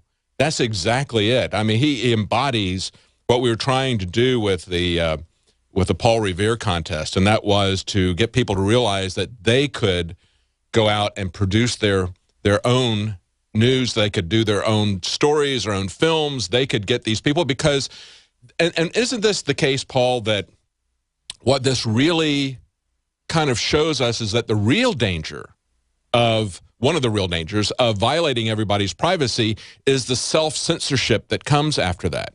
Now, in the case of the news media, we see this as censoring themselves about what they want to say because they want access. But for us as individuals, once we get intimidated by the fact that the NSA is watching everything that we're doing and listening to everything that we're doing, it really does have a big effect on our actions. And I was told privately by one of the Danes that we met in Copenhagen that there were a lot of Danish people that were afraid, that were aware of what was going on with Bilderberg, but they did not want to show up there. They did not want to get their pictures on camera because they were afraid that that would have real repercussions for them because the government is so intertwined with people's jobs in the welfare state there in Copenhagen and Denmark. I think it gets to a point, David, where if you become as public as possible, then it goes beyond the intimidation. And in fact, you end up getting treated better because the establishment is so afraid of mistreating you that you might produce a story about it. You might throw the shame back on them. But you actually, the bolder you are, the better you end up being treated. Whether that applies to surveillance or not, I don't know. But exactly, it's an intimidation tactic. And when people say, well, what do you have to hide? You know, if you got nothing to hide, you got nothing to worry about. Well, then give me your email password. Give me your bank account login access. They won't do it. But if the government's asking for it, it's all well and good. So again, it's that contradiction. But that's definitely a part of the NSA surveillance. It's about making us believe that we're all under constant watch, when in fact they can't watch what we're doing all the time. It's keywords, it's databases, and that prevents people from expressing their freedoms. Just as we're going to be right. We're going to take a break, Paul. We're going to be right back. And what you said is absolutely true. We've seen that in the case of John Corbett. We'll talk about that as he went with the TSA. What they did was they backed off and said, all right, you got to pass for life. We're not going to mess with you anymore. We'll be right back. March. Welcome back to the Alex Jones Show. I'm David Knight, and I'm joined with Paul Joseph Watson from the UK. Now, we were just together in Copenhagen for the Bilderberg meeting this year, and we're going to be joined in the third hour with Richie Allen, and we're going to be talking about his take. He's also British, and we're going to be talking about his take on Bilderberg and how it was different this year. And we're going to share some of the things that we saw there together. But before we get to that, we've been talking about journalism and free press, and there's a lot of things happening this week. You know, later this week, tomorrow is the 25th anniversary of the Chinese government cracking down at Tiananmen Square, pushing back against the people who are demonstrating there, the students who are demonstrating for their freedom. The day after that is the one-year anniversary of the Snowden leaks, and so there are some groups on the internet that are going to be holding a rally to try to get people to be aware that they need to do things to protect their own privacy. And as we were talking about this, it's not just the Tiananmen Square students. We had Andrew Demeter, someone who is no stranger to those who watch the Paul Revere contest or follows InfoWars. A 16-year-old, and he was in a position where he was able to directly ask Nancy Pelosi a question, and he got to ask her, what about the Fourth Amendment and the NSA? And she just started fumbling all over herself. Paul, when we were abroad, looking at the different ways that police interact with people and then going through all the hassles that we went through to come back into this country, I saw this article today about more U.S. citizens turning in their passports. They said 1,001 U.S. citizens gave up their citizenship in just the first quarter of this year, more than the total in 2012, and already about a third of 2013's record-breaking 3,000. Now, this article from the Washington Examiner is focusing on the financial aspects of it, but I think it has to do with the entire perspective, the loss of privacy. And there's another article that's come out about how this new financial database bureaucracy, that Dodd-Frank created, they are now going to start collecting virtually everything in the open from about 227 million Americans, looking at every mortgage going back to, I believe it was 1998. And every bit of supporting information about you and your household, demographic and personal. That's what I think a lot of people are leaving America, because they're worried about not just the money that's being confiscated, but the police state. Well, the fact that more data is being kept than ever before is a given, but the ultimate scandal, of course, with the NSA is going to turn out to be that not just metadata, but distinct conversations, specific details about people's bank accounts, their online chats, every single shred of communication you can imagine is being stored. Because as former NSA whistleblower William Binney said, to store the metadata would only require relatively small physical storage space, the kind of space that the NSA have now got in centers like Bluffdale and others is so vast that the only explanation possible is that they're storing every phone conversation, we're talking audio, transcripts, we're talking emails, we're talking online chats. They're storing absolutely everything. Doesn't mean that they've got the personnel to analyze it, or indeed the computer algorithms that are strong or quick enough to analyze it all. But using keyword logging, they can begin to do that. That is the ultimate scandal. And I think eventually the Snowden revelations will start to lean in that direction. More and more confirmation that each shred of individual communication is being stored by the NSA, not just things like metadata. Yeah, and since we haven't done anything about it, they're getting even more bold about this. And of course, we have a new bureaucracy that was created by Dodd-Frank. That's the, and listen to this, Consumer Financial Protection Bureau. That's the same kind of cynical acronym as we were talking about before about the Patriot Act. And these people who said that they were going to, the support acronym that they came up with so they could go in and tell these poor parents that they were essentially a support group. Actually, they were going to be depriving their premature babies of oxygen or giving them too much oxygen, which creates vision issues. We see these kinds of cynical efforts over and over again, and we need to play a report here. I want to give people some information about health issues, because as we see over and over again, there's things that we can't do on a public basis, but we can do on a one-to-one basis. You know, when I was in Copenhagen, there was another guy that I talked to, and he said he's trying to wake people there up, but he said they don't believe me. He said, I tell them that in America they put fluoride in the water, and they think I'm a crazy conspiracist. They don't believe that that would happen, that anybody would do that, because they've never fluoridated the water in Denmark. But they do that here. And even though we can politically get active and we can try to change things individually, we still need to ultimately take responsibility for our own health and for that of our family. And so I want to give you this report here that we got, and right after it, I want to talk with you, Paul, about what's going to actually be collected up front on people. Besides Social Security number, there's a wealth of information that's then going to be tracking everything about Americans.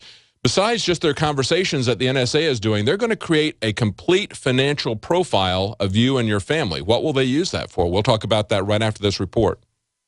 In January of this year, I sent Jakari Jackson and other Infowars.com reporters to the west coast of the United States to investigate the reports of massive radiation spikes, 10 times in some cases what the background radiation is supposed to be. Professional groups, private organizations, and citizens alike were going out with their field meters and Geiger counters and picking up huge spikes in San Francisco, Los Angeles, but as far north as Seattle. Jakari and our reporters not only confirmed increased radiation, they found it all over the western coastline. Why is this not a national news story? Why is this not an international news story that these power plants are registering lower radiation than what is being found in Half Moon Bay? We had witnessed a coordinated cover-up by Tokyo Electric and the Japanese government of the cancers and deaths and thyroid ailments plaguing Japan in the first 3 years after the disaster.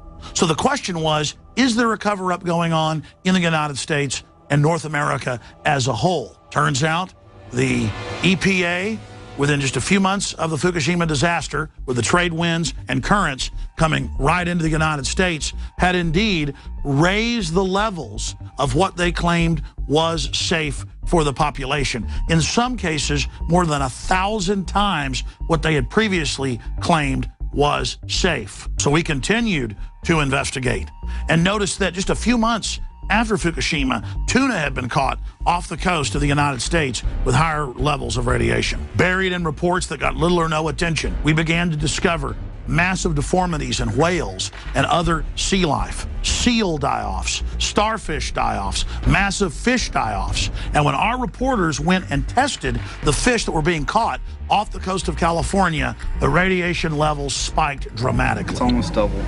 There's a reason I sent my reporters to the West Coast. It's to draw attention to the fact that the nuclear industries in the United States and worldwide are out of control.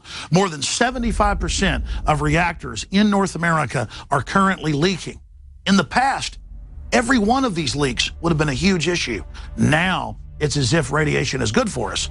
In fact, Ann Coulter and others have come out and said that we should be thankful for the radiation. The Japanese should be thankful because, after all, it's good for them. Radiation in excess of what the governments says are the minimum amounts you should be exposed to are actually good for you and reduce cases of cancer. Tell that to all the valiant rescue workers who tried to secure the damaged plant who've now succumbed from radiation sickness and died. And tell that to the sailors and crew of the USS Ronald Reagan, many of which are dead and dying now from radiation poisoning. And the VA will not give them any care and basically puts them on a death panel list to wait and die. Our sources tell us many were placed on a secret list designed by VA managers to hide the fact veterans were waiting months to see a doctor. Bottom line, it is important that we draw attention to the fact that this industry is out of control.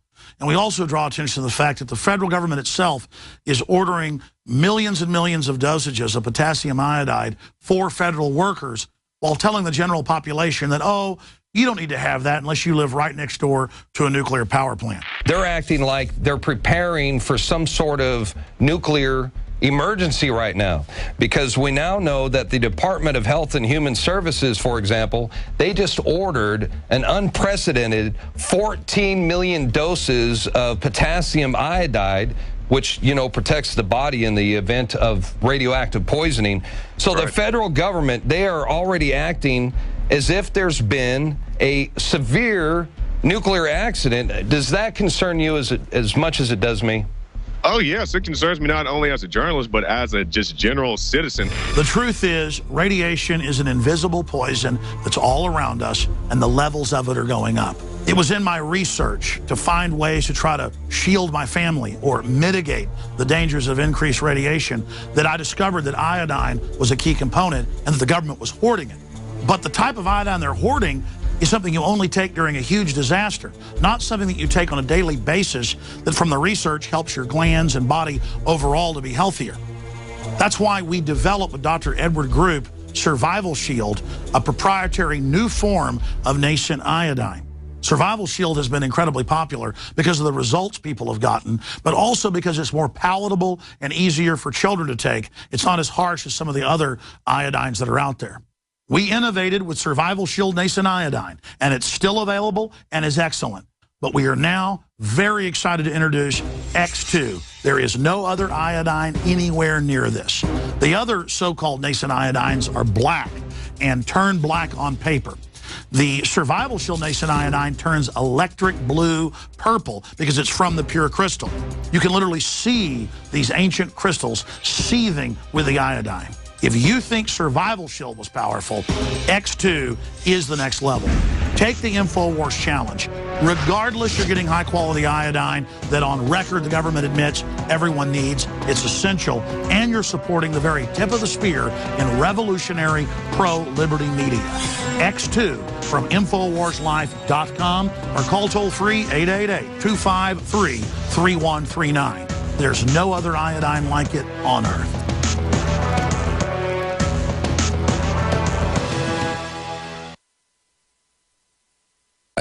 Over and over again, I hear people say they would never do anything to willingly harm people, and yet the very same people that Darren McBreen was talking about in that report, their Health and Human Services, they were the ones who were involved in this experiment on premature infants.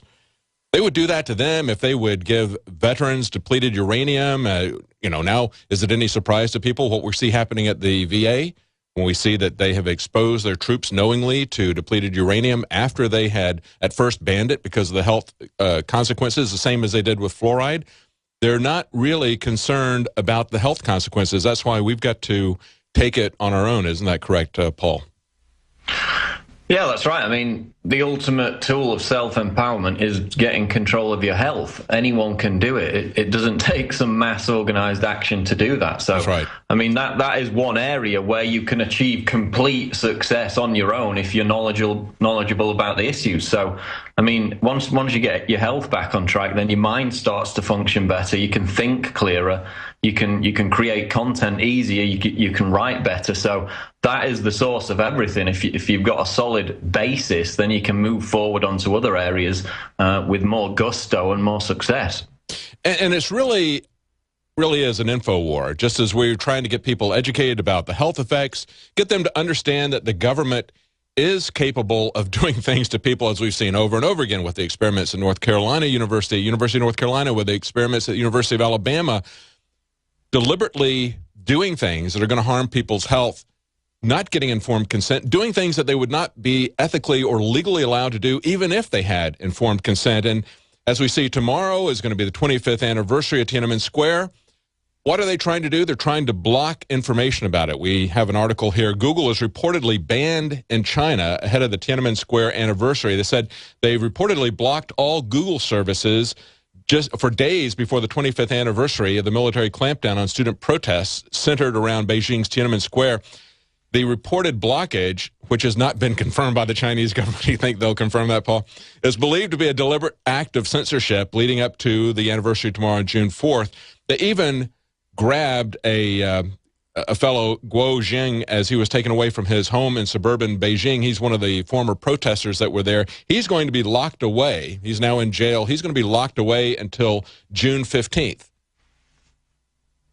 And then, of course, later this week, the next day, is going to be the one-year anniversary of Ed Snowden's leaks. And the feds are now cooperating with Wikipedia editors to improve Wikipedia entries related to government publications. Paul, this sounds very much like what we were seeing happening at Bilderberg. And we talk about how the major media, the mainstream media, the old media, has been complicit in covering up information that would be embarrassing to the government. Now we see that happening here at Wikipedia. They have the Office of the Federal Register, OFR, part of the National Archives, is hosting an editathon to focus on improving Wikipedia entries related to government publications. And the interesting thing, Paul, is that what they single out here in the quote, they said specific accomplishments from the event include a new article for CFR sections, a new model for future articles about the CFR. And, of course, the Council on Foreign Relations has been a large part of the global government, a large part of the American government. Pretty much every president since it was created up until 2000, every president, every presidential candidate except for Goldwater and Reagan were CFR members. And then when Reagan got appointed, he put in over 300 CFR members into the Foreign Service, into the government bureaucracy there. So they're going to work. The government's going to work with Wikipedia to make sure that they have the accurate information out there. In other words, information that the government wants out there about the CFR and about other government agencies. So now we see that kind of metastasizing even into the internet. Going back to the China thing to begin with, there is another aspect to it which you've got to take into consideration, which is the fact that we've seen these attacks over the past few months that are getting more and more violent by the Uyghurs. This is a separatist group in the northwest of China linked to other terrorist organizations like the East Turkestan Islamic Movement, which came out of Afghanistan in the 80s and was CIA-backed. And there's a lot of evidence to suggest that these Uyghur attacks are also being CIA-backed because they want to make China unstable. They want to try and create a Ukraine-style situation, which, of course, would be Ukraine on a much bigger scale, and eventually topple the Chinese government with a fake Chinese spring. So you have to look at who's behind these groups that are behind these increasingly violent attacks in China to know that it's part of the agenda regarding Obama's pivot to Asia. It's about destabilizing the Chinese government because it's now, with this new gas deal, joining together with Russia and posing a threat to the unipolar world that the West stands for.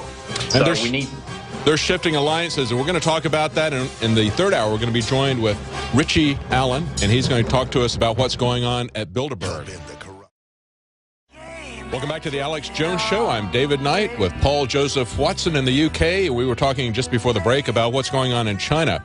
As Paul was pointing out, there's shifting alliances that are happening. We've got China and Russia working together, as well as now Bilderberg. Perhaps one of the biggest things they were talking about there were the transatlantic and trans-Pacific partnerships, these kind of trade agreements that mirror what Rockefeller and others have been trying to create in the Trilateral Commission for several decades. But, Paul, there was an article that was up on prisonplanet.com about China sending 4 more fighter jets to oil rig area as Vietnam threatens legal action. I thought that was pretty amazing. So there's not just the tension between the United States and Japan, between China and the United States and Japan together, but also now even China with Vietnam. And of course, the Vietnam War was very much a part of my life earlier, and to see that Vietnam is no domino and really never was it? Well, exactly. And, you know, there was also a China-Vietnam War as well, which killed tens and tens of thousands of people. Yes. But this began on May 2nd when China basically just dumped a huge state-owned oil rig inside Vietnamese territory, inside their exclusive economic zone.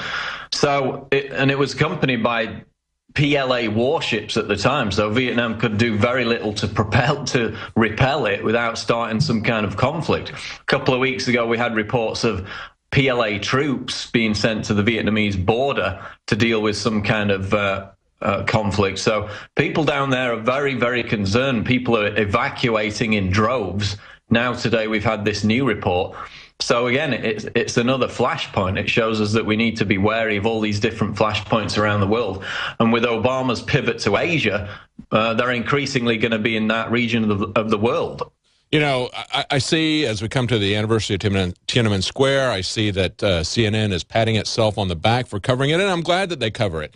And there's kind of a sense of American superiority that we're not censoring the news like China is censoring the news of Tiananmen Square, and yet we really do. When I look at the story about China and Vietnam, it reminds me of the documentary The Fog of War. That's a 2004 film from documentary filmmaker Errol Morris, where he interviewed Robert McNamara. And McNamara said it was an extended interview that he turned into a feature-length documentary, and Robert McNamara said in that he had since gone back to Vietnam. And when he was talking to the Vietnamese general about it, the Vietnamese general at one point got up and angrily slammed the table and said, "Why did you do this? You say that you did this to stop the domino theory. We've been fighting China for thousands of years for our independence. Don't you know anything about history?" And yet, with the Gulf of Tonkin and with the complicit media, they were able to keep that secret from the American public, keep that out of the textbooks in America, just like China has been able to keep Tiananmen Square out of the news, out of the textbooks. Oh, no. I mean, you go to China and nobody knows what Tiananmen Square was. Mm-hmm. It's only people who've moved out of the country and then gone back again. That's the only way that awareness of it has spread, because there was a complete lockdown on information, obviously. But with that, I always hark back to the David Rockefeller quote. Whatever the price of the Chinese Revolution, it has obviously succeeded not only in producing more efficient and dedicated administration, but also in fostering high morale and community of purpose. The social experiment in China under Chairman Mao's leadership is one of the most important and successful in human history. This is an administration that killed upwards of 30 million people. And of course, the Tiananmen Square protesters were anti-communist. So that goes to the heart of how the global elite view these different genocides around the world. David Rockefeller. And people say, oh, that's a fake quote. I found the original New York Times article from 1973. It's documented. It's a real quote. A lot of these quotes, David, you do find them to be false, but that's a genuine David Rockefeller quote about a regime that killed upwards of 30 million people. He said it was a success. And if you like Mao's social engineering and massive starvation, you're going to love what the Bilderberg Group is playing for us. We'll be right back with Richie Allen. Stay tuned. Welcome back to the Alex Jones Show. I'm David Knight, and I'm joined via Skype by Paul Joseph Watson out of the UK. We're also going to be joined in the next segment with Richie Allen, also from the UK, and he's going to give us his perspective on Bilderberg. But you know, Paul, as we were there this last week watching the most wealthy and powerful multinational corporation CEOs, as well as politicians and spy masters going in, and we were photographing them as they were going in. We pretty much had unprecedented access in terms of visually seeing these people, and we're going to talk a little bit about that in the next segment. But I was struck with this article that was at Infowars.com. For the first time ever, more than half the members of Congress are millionaires. Now, we talk about insider trading. We got those pictures of Ed Balls, the UK Shadow Chancellor of the Exchequer, going in with a suitcase full of papers. He's trying to go through his suitcase, trying to find his pass to get into Bilderberg. And we filmed that, and Karen got that, and it was really a comical video, but on one level. But the other level, it showed just how much information was being brought into the conference. He wasn't taking that out. That wasn't handouts that they gave him at Bilderberg. He was taking that in. And so one of the aspects that's very troubling about this, or these closed-door meetings like this, is perhaps insider trading.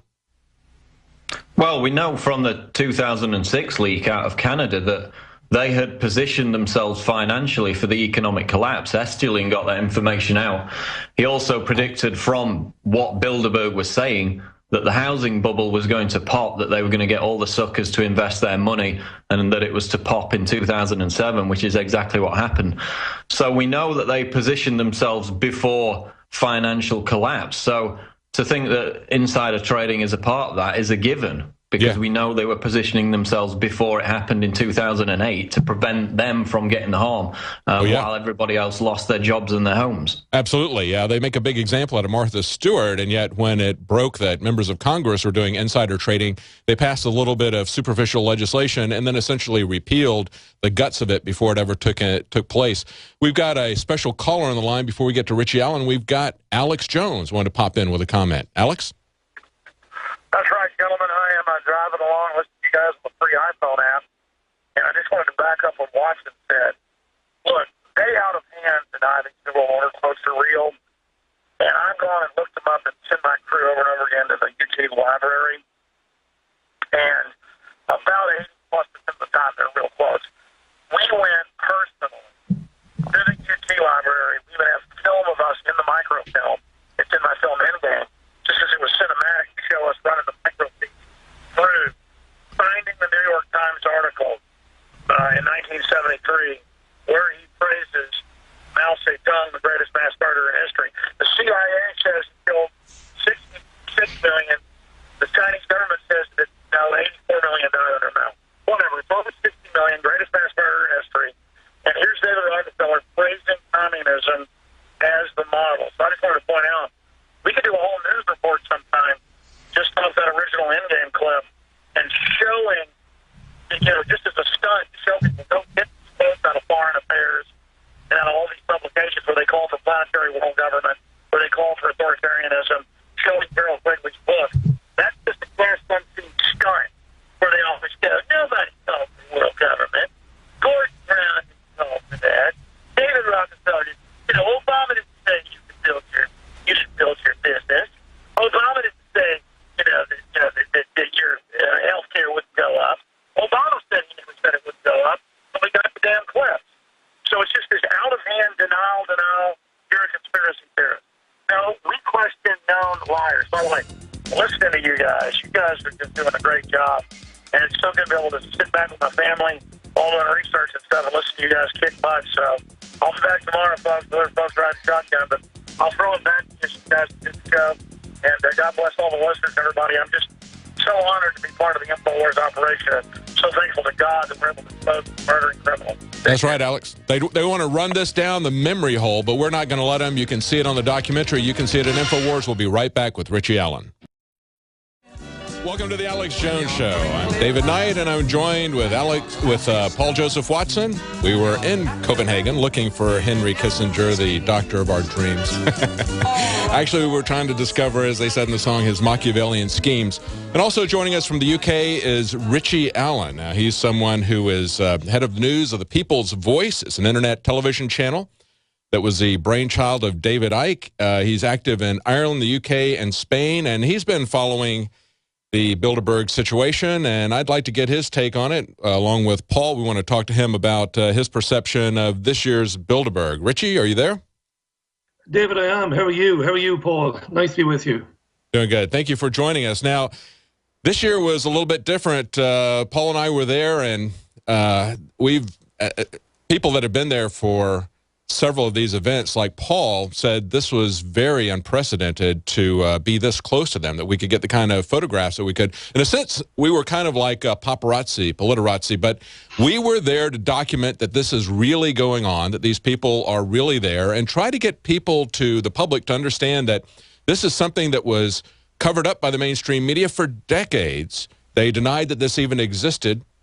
Then they attack as conspiracy theorists, as loonies, anyone who talks about its existence. So maybe there is something here. What do you think?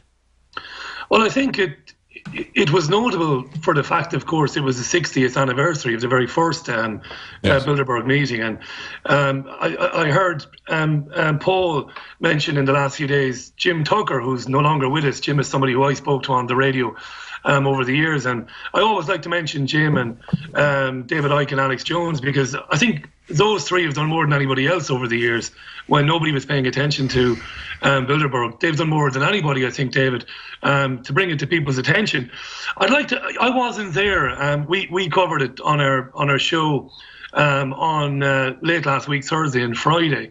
And I'm not one for, I'm not a doomsayer, I'm not one for depressing people. But I'd like to ask you guys, because you were there, we got a sense from our own audience that there's a little bit of Bilderberg fatigue, if you understand what I mean. There was a huge, obviously it was in Watford in England last year, just outside London, but massive attention on it in England, more than it's ever gotten before, I think. There was even a question, I might remember, Paul, help me out here if I get any of this wrong, but I remember Michael Meacher, former Environment Minister, I believe he asked Kenneth Clarke, the so-called Minister without portfolio, as he was then, in Parliament about it. Again, unprecedented that it would be spoken about in Parliament. We get the impression, or I've gotten the impression from some of our viewers, that they think, well, you guys, and I don't mean me, but you guys like you have been covering it for years, David Icke, you've gotten it out there now, but what next? What next? We know these guys are meeting annually. We know who's there now, again, because of the brilliant investigative journalism of Tucker and Icke and Alex Jones. But what next? I don't know if you got a sense of that when you were there. Did you get that sense at all? Go ahead, Paul. Yeah, I'm not getting Richie's audio, so I don't you're know not what getting his said. audio. He was asking you if you got a sense that there was some Bilderberg fatigue amongst the people who've been following this, the general public.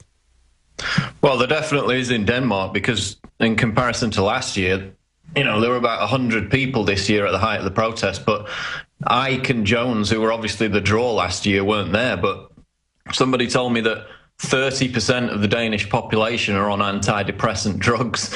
So maybe that's an explanation. But the general thought was that people in that area, people in Scandinavia, have been pacified by the EU. They've been made dependent on government, so they're less likely to protest against something like Bilderberg. And as you said earlier, they're more nervous about being public in their dissent. So there are some very good reasons there as to why the protest was less than it was last year. Of course, last year was more of a festival. It was probably better organized in terms of the goal of getting people into one place. Obviously, location plays a big part as well. I think Canada is probably up for Bilderberg next year, if not the year after. So you're going to see probably 5 times more people at least, simply because of the location. So I think there are different explanations behind that. But yes, I was disappointed in the turnout in Copenhagen. But Paul, I think that the large turnout last year, because essentially last year you really didn't have very much access. You really couldn't see anything. They had everybody so far away from where the Bilderberg attendees were, and yet people were getting together in that kind of fringe festival that they called it for Bilderberg, where people who had been following it kind of got together themselves and talked about what they had learned, talked about what was going on there. This time, I think that really had an effect on the way Bilderberg interacted with people. They came out with, as you called it, a bizarre charm offensive. I think that was the interesting thing about this year's coverage, how they tried to be, I guess you would say, a little bit more transparent, although they really didn't have any transparency, releasing an agenda, whether or not that was true or not. And as we found out when we talked to Samson, the leader of the Dutch Labour Party, that's there, when he came out and talked, he kind of let slip that there were some things besides what was on the official agenda. But it was really pretty bizarre that he came out and addressed the crowd, wasn't it? Well, he came out several times. He came out once, I think it was on the Friday, and he was outside the protest pen. Then the next day he came back to be inside the protest pen, because we actually got him on the street as he was walking up to the protest pen. And that kind of devolved into a long, drawn-out debate about 9/11 and vaccines and all these different kind of issues, when I just wanted to know what they were talking about inside the building right at that point. And those are the only questions which he didn't really want to answer. He was happy to get involved in these long global warming debates, etc. But we didn't drill him enough on what they were discussing this year inside the Bilderberg Hotel. But in terms of press access, it was far better than last year. Last year, we were kept a mile away from the hotel. We never even saw a Bilderberger in the flesh if they weren't inside a vehicle. This year, they went on walkabout numerous times. We had several different press areas, one immediately adjacent to the hotel, so we could see them right on the patio. And people don't appreciate, I think, how difficult that is and how rare that is. I mean, Hannah Bono compared it to spotting wild animals, and that's precisely... they are kind of like wild animals, aren't they? Exactly, but it's so difficult to get them on camera in the flesh. The fact that we had the press access to do that was a big victory. Yeah, and the fact that we saw balls carrying in these volumes of paperwork, I think that was very telling. They go in, that combined with the fact that they're walking about and jogging about freely without any bodyguards, without even a companion attendee from Bilderberg. What do you make of that, Richie Allen? The fact that these people who have erected, they always spend millions of dollars to create these walls and security. They've had an army of police there, and yet they just walk out on their own and go jogging. What do you make of that? The only thing you can make of that, David, the only logical conclusion to that is that they're somehow trying to play down the importance of it. And by lessening the security on there, and by doing what Paul said there, being a little bit more up close and personal, people getting access to them, seeing them. I mean, you said they couldn't be seen in Watford. I mean, I noticed that last year. So you can only conclude that, yeah, they're thinking, well, and we need to be a little bit more less menacing, a little bit more less threatening, make as little of this as we possibly can. And I mean, ultimately, they want us to believe that it's an annual fraternity. Isn't that right, David? That's what they want us to believe, ultimately. Right. It's where we can meet and speak freely without worrying about the press misrepresenting us. And all we're doing is sharing ideas because we've all got these all-powerful, high-pressure jobs. So this is a kind of a get-to-know-you session once every year. Now, we know that's a load of baloney. We know that. So I presume that somewhere in the steering committee must have got together and said, you know what, let's come at this a little bit differently this year. I mean, we've seen on one or two other alternative news sites, I won't mention them, but we've seen one or two of the attendees being grabbed and interviewed, even if the interviews were very brief. So that staggered me, there's no doubt about that, because I've not been watching Bilderberg as often or as much as you guys have and Alex. I've come to this arena only in the last few years, but what I have seen in the last few years is exactly as you described: high walls, lots of security, menacing. I mean, we all remember years ago Jim Tucker being trailed through the Portuguese countryside by men in blacked out sedans and all that sort of stuff. That's so right. Yeah, maybe there's a concerted effort to well, let's play this down a bit. Yeah, for years they pretended that it didn't exist. They kept the press at bay. They tried that sort of thing, but they couldn't get away with that anymore because I think to a large degree all of the attention that happened last year in the UK. So even though we didn't have a lot of individuals turning up, they came out with a very different approach this time. As Paul pointed out, it's really kind of a charm offensive, trying to make themselves look transparent. But I thought it was kind of interesting when Samson came out and talked to us, the Dutch leader, and he was talking about these focus groups, how they went from one meeting to the other meeting. It sounded very, very much like the kind of Delphi control techniques that the RAND Corporation has developed for pushing Agenda 21 at local community meetings. And it looks like that's what they're doing to me. It looks like you've got a core group of globalists who are bringing in people, kind of testing the water, seeing if they can get them to buy into a consensus. And then if they do, they bring them on to additional meetings, a trilateral commission meeting, a Council on Foreign Relations meeting, creating these kinds of relationships that allow them to essentially pull people into a kind of a phony consensus. Would you say that's what's happening? Certainly there's not some leader of the world that's sitting there. David, I'll tell you what, I'm not kissing your backside, but that's one of the smartest things I've heard suggested about Bilderberg. Because we have to remember, these politicians, greedy and filthy and corrupt though they are, ultimately they're human beings. And some of the things that's on the agenda for us in the next 25, 30, 40 years are horrifying things that would shake any human being to their foundation, irrespective of their their psychological state. So it makes perfect sense to me that there's some sort of indoctrination going on there. There's no doubt about that. Yeah, bringing these people in, I wouldn't use the word brainwashing them, but yeah, browbeating them with ideas and getting them to come around to ideas that ordinarily, if they were with their families, their wives, their girlfriends, their husbands, they wouldn't do. Hang on, we got Richie Allen with us, as well as Paul Joseph Watson from the UK. We're talking about how Bilderberg changed this year. We're going to be right back after the break. Stay with us. It's all about building consensus, and these people control a lot of assets. How long Stay would tuned. you last? Welcome back to the Alex Jones Show. I'm David Knight here in Austin, and in the UK, I'm joined by Paul Joseph Watson and Richie Allen of the People's Voice. Now, gentlemen, it was actually after Bilderberg last year, if I'm correct, that the Snowden documents were leaked. We got the anniversary, the first year anniversary of that coming up in just 2 days. Although last year on their agenda, as they said, one of the things they were looking at was big data. And they had David Petraeus, I believe, representatives from, well, we had Palantir there, Alex Karp last year, also returned this year, as did David Petraeus, as did Keith Alexander, the head of the NSA. And one of the topics there that they put on their official agenda that they released was, does privacy exist? You guys find that ironic? Go ahead, Richie, let's get your comments on that. Well, yeah, to say the least, ironic. Yeah, I mean, timely, nearly a year since, or just about a year since the Snowden leaks.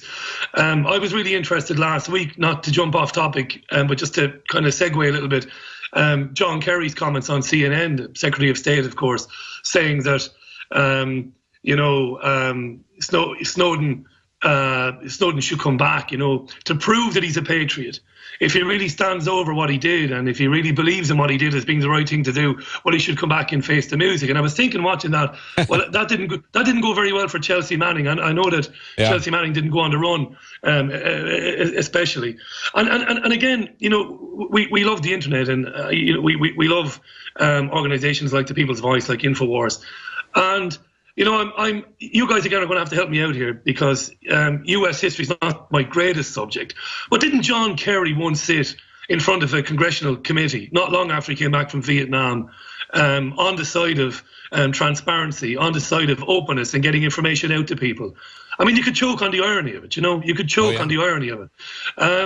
So, yeah, there's no doubt they're talking about it. And, of course, data and the mining of data and privacy and all of that, of course, segues into the Trans-Pacific Partnership and all of that. So, yeah, I'm really interested in that. And we're finding it's one of the topics that our viewers at TPV are really interested in. Yeah, I want to talk about, we don't have much time in this segment, but I do want to talk about the Trans-Pacific Partnership, the Transatlantic Partnership, how that reflects what they planned for a long time. But Paul, when we talk about them asking if privacy exists, I think when we look at that film of Ed Balls coming in with massive amounts of data on paper, on printed paper, they understand, because they're the ones that have created this environment, that you don't have any electronic privacy. I think, to me, I look at them and the fact that they were just roaming around freely in the area, what they really were protecting was the anonymity and the discussions in their meetings. They weren't protecting the attendees. They were protecting the meetings, the information that they were exchanging face-to-face on paper documents in a hotel that had been evacuated days in advance and screened for any kind of electronic listening devices. What would you say?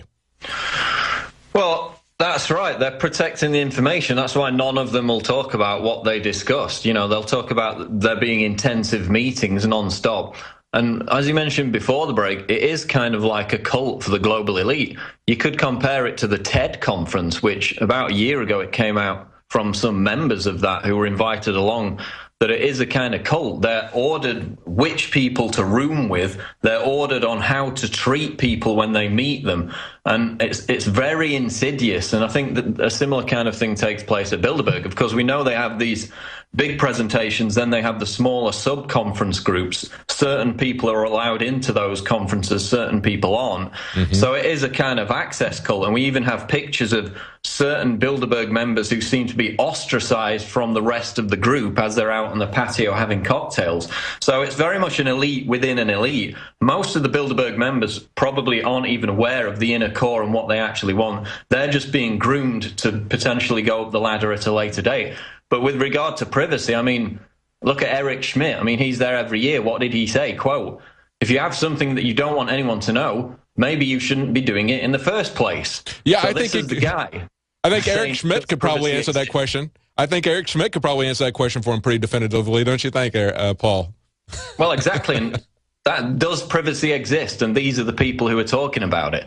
They want to destroy privacy. It's not how to rescue it, it's how to eviscerate it to an even greater degree. That's what they're discussing, because their history, their quotes tell us that. Exactly. Yeah, so you got people asking if there's any privacy left so they can squash it, because we've got Google's Eric Schmidt, we've got David Petraeus from the CIA, we've got Keith Alexander from the NSA. We've got Alex Cart from Palantir, who is there to data mine what these other guys steal, all the information they steal about everybody, and try to create relationships from it. That's essentially what Palantir is about. I think one of the most important things that can come out of this, besides getting people to understand this is actually going on, is how their structure is, what their plan is for the world. And I think we see what David Rockefeller's goals were, what he stated back in 1973 when he created the Trilateral Commission. We see that now coming to fruition in these transatlantic trade partnership agreements, also the Trans-Pacific partnership agreements. We're going to talk about that when we come back. We have Richie Allen from the UK, as well as Paul Joseph Watson. Stay with us. Welcome back to the Alex Jones Show. I'm David Knight here in Austin, and joining me from the UK are Paul Joseph Watson and Richie Allen of the People's Voice Internet News Channel. Now, when we were in Copenhagen, we didn't have time to go sightseeing, but one of the things that I would have loved to have seen, maybe I'll go back someday and see it, is Kronborg Castle. Now, this was the site of Shakespeare's Hamlet, also known as Elsinore Castle. Now, according to legend, this statue that we opened up with, if you're watching this, according to legend, kind of a King Arthur type of myth, this was a Danish king called Holger the Dane. They say that he returned to rescue France after things were happening in England, then traveled to Kronborg Castle, where he sleeps until he is needed to save his homeland. I bought that statue because I think the Danish people, as well as the people of all of Europe, of North America, and of Asia, need to wake up to what's happening with these globalist plans, what is going to be happening with the Trans-Pacific Partnership, with the Transatlantic Partnership. This is something that goes back to 1973 when they started the Council on Foreign Relations. Now we see this mirrored in these new trade partnership agreements that are essentially going to elevate multinational corporations and banks to the level of the nation states in order to destroy the nation states. That was the stated purpose of these commissions, of these globalist groups like the Bilderberg Group, the Trilateral Commission. Richie Allen, what do you think about the importance of waking people up to the Trans-Pacific, Transatlantic partnerships? Is there much awareness of it in the UK? There's not much awareness of the Trans-Pacific Partnership and the Transatlantic Partnership here in America. No, David, there isn't. And without InfoWars and without the People's Voice .tv, there would be very little awareness of it. Here's an agreement being sold to people as a way to bring about fair trade and to help developing economies and bringing developing economies into the fold and having a one-size-fits-all agreement that's fair to every country. But here's an agreement that I believe Joseph Stiglitz and Paul Krugman, two well-known economists, have said basically only serves the interests of the wealthiest. And you mentioned earlier on, and I heard Alex talking earlier on in the broadcast, about the provisions there for corporations to, in fact, sue governments when they don't like what governments are doing. I don't know if you know this, you probably will. Maybe some of your viewers won't know. But this was put to the, in a big poll in New Zealand, it was put to the New Zealanders back in 2012. I'm sure Paul will know this. And they were asked to give an opinion as to whether they thought it was a good thing that corporations could sue democratically elected governments. No surprise, 64%, nearly 2/3 of New Zealand said no, it's not a good idea. I'll tell you what I think it is, David. And I'm new compared to you guys and Alex. I'm pretty new. I worked in the mainstream media for a long time, and it's only really been the last 4 or 5 years that I kind of came out and had a good look at what was going on and what was being reported and what was not being reported and why. So maybe my analysis is going to be a little bit immature, maybe. But I'm going to say this. It seems to me that corporations are out to do nothing other than privatize every square inch of land on this planet. Yes. And whatever they have to do to bring that about, they'll go and do it. Now, I won't rant on too much because Paul wants to get in, but I was thinking today, I come from Ireland, obviously. You're probably saying, tell me another one. You obviously know I'm Irish with this accent, this outrageous accent that I have. That's great. I'm from Waterford in Ireland. My country's been decimated by the IMF and the European Union. Yeah. Decimated. We've lost the electricity supply board there. We've lost the forestry. We've had to give pretty much all of our state assets to the IMF to pay back debts that we really didn't have. And what that makes me think, and I'd love to hear Paul's opinion on this, David, what do they need these agreements for? What more do they need to do? They're doing it already anyway. Governments have been completely taken over by corporations anyway. So why the need for these bloody agreements? I don't get it. I really don't. That's right. Yeah, Paul, the European Union was something that Davignon bragged about, the fact, a chairman of Bilderberg, bragged about the fact that they created the idea for the European Union as well as the Euro in just their second meeting 59 years ago. This was the 60th anniversary of the Bilderberg Group meeting. So what do you think... what do you think they need? They want to have every last bit of private property on the planet, don't they? Well, yeah, this TTIP is another pillar of world government, and it's about taking away any shred of representative nation-state government in America or Europe. I mean, look at the people who are behind this TTIP. Jose Manuel Barroso, Herman Van Rompuy, both key Bilderberg luminaries.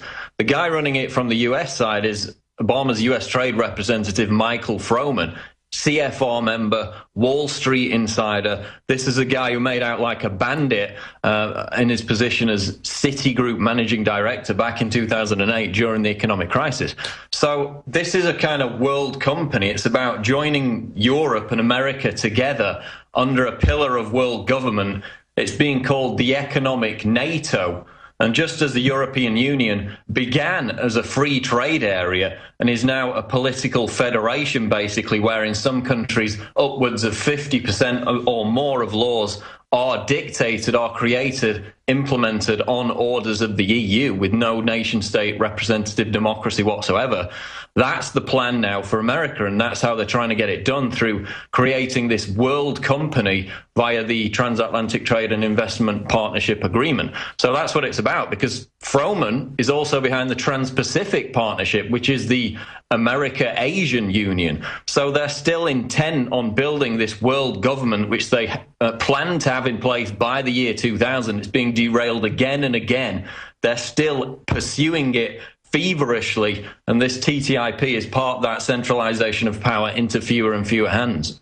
You know, it echoes not just the goals of these globalist groups like the Trilateral Commission, like the Bilderberg Group, but it also echoes their operational methods, because the Trans-Pacific Partnership is being negotiated by corporations without even any input from the democratically elected people of the nations that are going to be affected by that.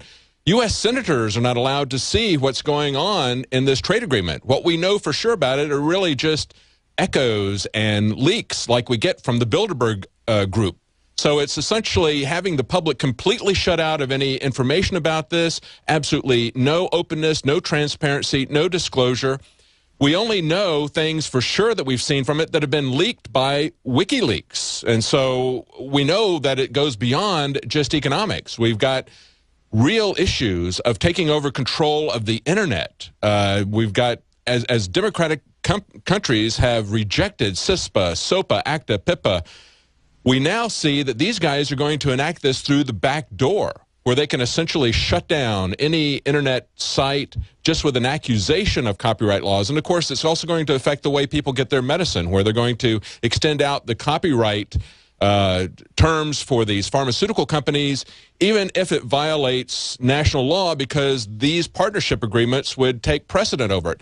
And to make it clear, when they have these arbitration sessions that would happen, this would put the corporations, just the multinational corporations, mind you, not local corporations within a country, but only the ones that are multinational corporations, they would have equal status in these arbitration schemes to sovereign nation states. Paul, well, let's go to Richie Allen. Richie, what do you think about that? Give us your take on it. You couldn't argue with a single thing you've said. But I repeat again, and I'm sorry if I'm boring you, but it's a case of overkill, really. We're covering a story on the People's Voice that you guys are interested in as well, and it's about an Australian farmer called Steve Marsh who sued his neighbour for cross-contaminating his crop with GM crops. Steve is an organic farmer in Australia. This guy next door to him is growing GM canola.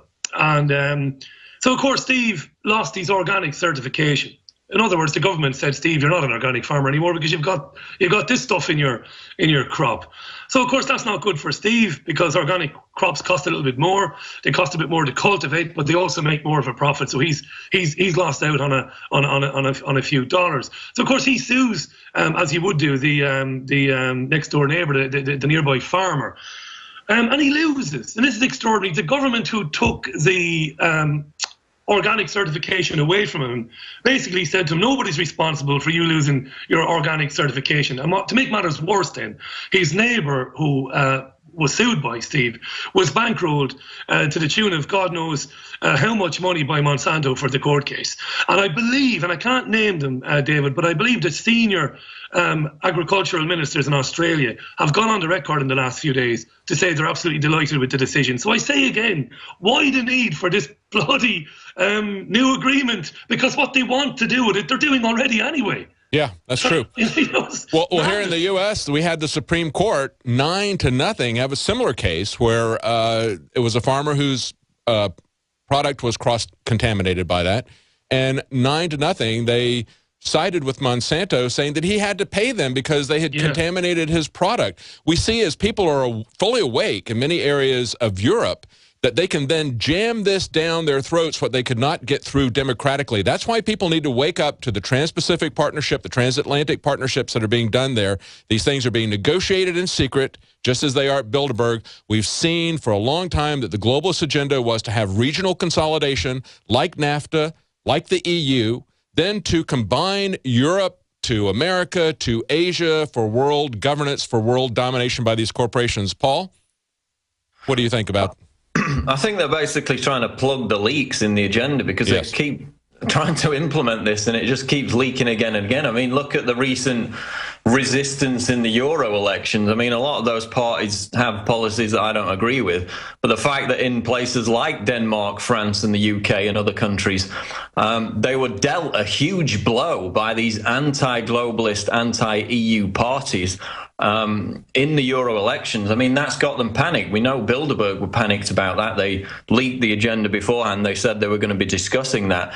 So as the push gets stronger and stronger for world government, the resistance complements it in some senses. So I think this is why they're trying to really jam it down now. And this TTIP is basically about, you know, it's not free market, it's mercantilism, it's capitalism, as some refer to it, because it's going to drive down wages, it's going to eviscerate the middle class, as all these agreements, you know, NAFTA, GATT do. We've proven that. You know, it's about the carrot of fake prosperity, promises that they're going to create all these jobs, when in actual fact it's about eroding what little accountability the US government has left to its citizens. Yes, absolutely. And hopefully that's the one thing that can come out of our coverage, that can come out of this if people start to look at what's being done. Why do we have this secretive meeting? Why do we have these secretive trade negotiations that are essentially affecting everything? We have people like the Electronic Freedom Foundation are getting involved in this because they said this is not simply about economic issues. It would be bad enough if it were, but it's about many things far beyond that affects whether or not we're going to have any say-so at all in our lives. We had one of the fellows there, one of the security guards, the first day. I said, you know, people are going to be deciding things for your future, and you're not going to have any say in it. And his response was, well, I hope that they decide well. He doesn't have a problem with that. Richie Allen, how do people feel about that? Are they just think that these elite technocrats can make these decisions for people and they don't need to have any input whatsoever into it? No, I think things are changing. And again, this is not blowing our trumpets, our collective trumpets, but InfoWars and David Icke and davidicke.com and the People's Voice, we're making a huge change, I think, because Paul said something very interesting there. He mentioned we don't like the class system. We don't like the words working class, middle class. But there is a middle class. There is a class of people, David, who've always been comfortable. They've always had enough and they've never suffered. And I think now we're seeing, and Paul is absolutely right, we've seen the results in the European Union elections in Britain and in Ireland and around Europe and France. And I agree with Paul, these unsavoury characters in some of these parties, Golden Dawn, Marine Le Pen's party in France. These are awful people. But the middle class, people who are used to doing okay, even when times are tough, are now getting squeezed beyond belief. And I always believed that when that happened, you are going to see change. People are going to stand up and say, no, we're not going to have this anymore. We could be here all night long talking about the media. The media is a disgrace. I worked in the mainstream media for a long time, and all we ever did was ripped and read, David. We ripped and read press releases. We did interviews where we were as tame as a kitten in terms of the questions we asked government ministers and senior politicians. An absolute disgrace. And of course, we see in Britain, we see in Ireland, what's remaining of the media, independent commercial radio stations, independent television stations, they're disappearing at a rate of knots. We've got companies like Global in Britain, Bauer in Britain, owning, the vast majority of commercial radio stations, which is why, of course, they managed to keep so much of this agenda hidden. Yeah, that's right. Now, you said that you were embedded in mainstream media. You broke out just as Cheryl Atkinson, who just broke this story about the experimentation on premature babies. I don't know if you've heard about that. That's breaking. I have, Paul. David, I have, and I'm horrified to hear that. Yes. I've been listening to the program since the start. I always hear the program, and that's an absolutely horrendous story. That it really is. And yet, I don't believe that that's the kind of story that she would be allowed to cover at CBS, or if she was allowed to cover it, I believe they would have probably contacted the National Institute of Health and the other government agencies that were involved in setting up this horrific thing and let them do a little bit of damage control at the same time before this broke, So that's the thing that we're seeing now is people breaking out, breaking free. And I think this week, as we look at the one-year anniversary of the Snowden leaks, as we look at the 25-year anniversary of Tiananmen Square, as we see that nobody was covering this on the outside of the Bilderberg group. There were media representatives inside Bilderberg, but I think we see that the real place that people are going to wake up and where the rubber really meets the road is with an information war, trying to wake people up. So that's why I go back to what we started with in this segment, talking about the sleeping giant. Many people talk about, well, in Denmark, they have the same analogy. They've got a king that is asleep there until the Danish people need him. Everybody needs to wake up. Thank you for joining us, Richie Allen, with the peoplesvoice.tv. It was a pleasure, David. Thanks for having me. Really enjoyed it. Thanks, Paul. Great stuff. Congratulations on the program. Well done. Thank you. Thank you. Well, Paul, we're going to be back after the break. We want to talk about, there's a couple of breaking stories here in the U.S. There's one about the NRA actually coming after some of the open carry demonstrators and telling them to stop this foolishness. I want to talk about that a little bit. We've also got some stories that are breaking again about China. When I was in Europe, it looked like the Financial Times that I picked up on the plane, almost every article was about China. People in America just don't realize how much it has shifted. And one of the articles that I found was interesting was the fact that China is now becoming the #1 purchaser of robots. So even though they have transferred all of our jobs to China as part of Kissinger's plan, his grand opening to China, the globalists moved production out of the United States to China. Now even that work that the Chinese had, and they're getting paid horrendously low wages, even that is going to be taken away from them as they start to replace people in China with robots in China. We're going to be right back talking to Paul Joseph Watson from the UK. Stay tuned. Welcome back to the Alex Jones Show. I'm David Knight with Paul Joseph Watson from the UK. And as we were going to break, I mentioned that when we were in Europe covering the Bilderberg meeting in Copenhagen, I was looking at some European papers. The Financial Times was all about China. From Tiananmen Square anniversary to an article entitled Beijing Hits Out at U.S. and Japan Alliance to the story that we had at prisonplanet.com earlier about China dropping its oil rigs into Vietnam territory and going against the Vietnamese. But this is one that I wanted to get Paul's comments on. That kind of stuck out. It says, China transforms from, quote, workshop of the world, I would say sweatshop of the world, to the biggest robotics buyer. They said China bought 36,000 industrial robots last year, a rise of almost 60% over 2012. They're now in first place. Second place was Japan, and then third place was the U.S. They believe that at the rate that China is growing, it's going to be by far and away the largest robotics market. Paul, we've seen for a long time, we've seen the transformation again with Kissinger and others, globalists. They have moved U.S. manufacturing to China. Now they're taking even that away from the Chinese. But in the U.S., we're also going to see the loss not just of manufacturing jobs, but robotics are going to impact service jobs as well. Drivers are going to be replaced by self-driving trucks. We're going to see a lot of things happening in essentially service jobs in the United States. It looks to me like they're on path for a massive transformation of society by the 2020 to 2025 timeframe they've been talking about for a very long time. Well, and what are the consequences? If you take away the lower paid jobs, then these people are going to be forced to become dependent on government by taking welfare. Yes. So they won't be dying on the streets. They'll still be at their level of poverty, but they'll just be in receipt of government welfare to an even greater degree, keeping them dependent. The skilled jobs, the intellectual jobs will still exist, but again, they'll be able to keep this huge underclass of people, which will be used as a voting bloc, completely dependent on the state, and that's what it's all about. If you go to China, though, even in like the drugstores, they have an employee, a service helper for every individual rack of shelves in the drugstore. Whereas in the UK and America, you know, you probably get a couple of people out there asking people if they want help. In China, the drugstores, in some of them, there are more employees than customers. That's the level of service employment that they currently have. Whether that will then be taken away, it's anybody's guess. But again, the overriding point is that you can take away those service jobs, replace them with robots, but still keep people dependent on welfare. I think that's what it's all about in terms of economic serfdom. Yes, and that's exactly the point. Economic serfdom. When you're talking about taking away people's ability to move around, and it's not just as workers. What they are doing with most of these regulations that we see that are being going to be pushed by these partnership agreements that they're trying to negotiate in secret.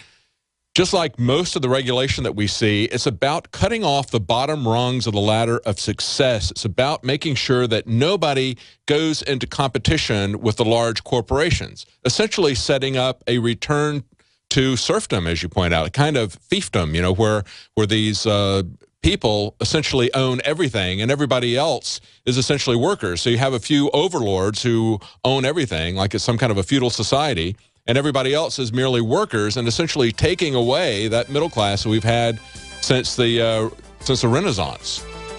Yeah, look, I mean, India, they've lifted themselves out of poverty by removing the regulation, helping small businesses. That's how you do it. You don't increase regulation to improve and save the economy. You reduce it. People become self-sufficient. They make their own money. They're less dependent on government. Exactly. Thank you very much. Paul Joseph Watson from the UK, Infowars.com. I'm David Knight. Join us tomorrow.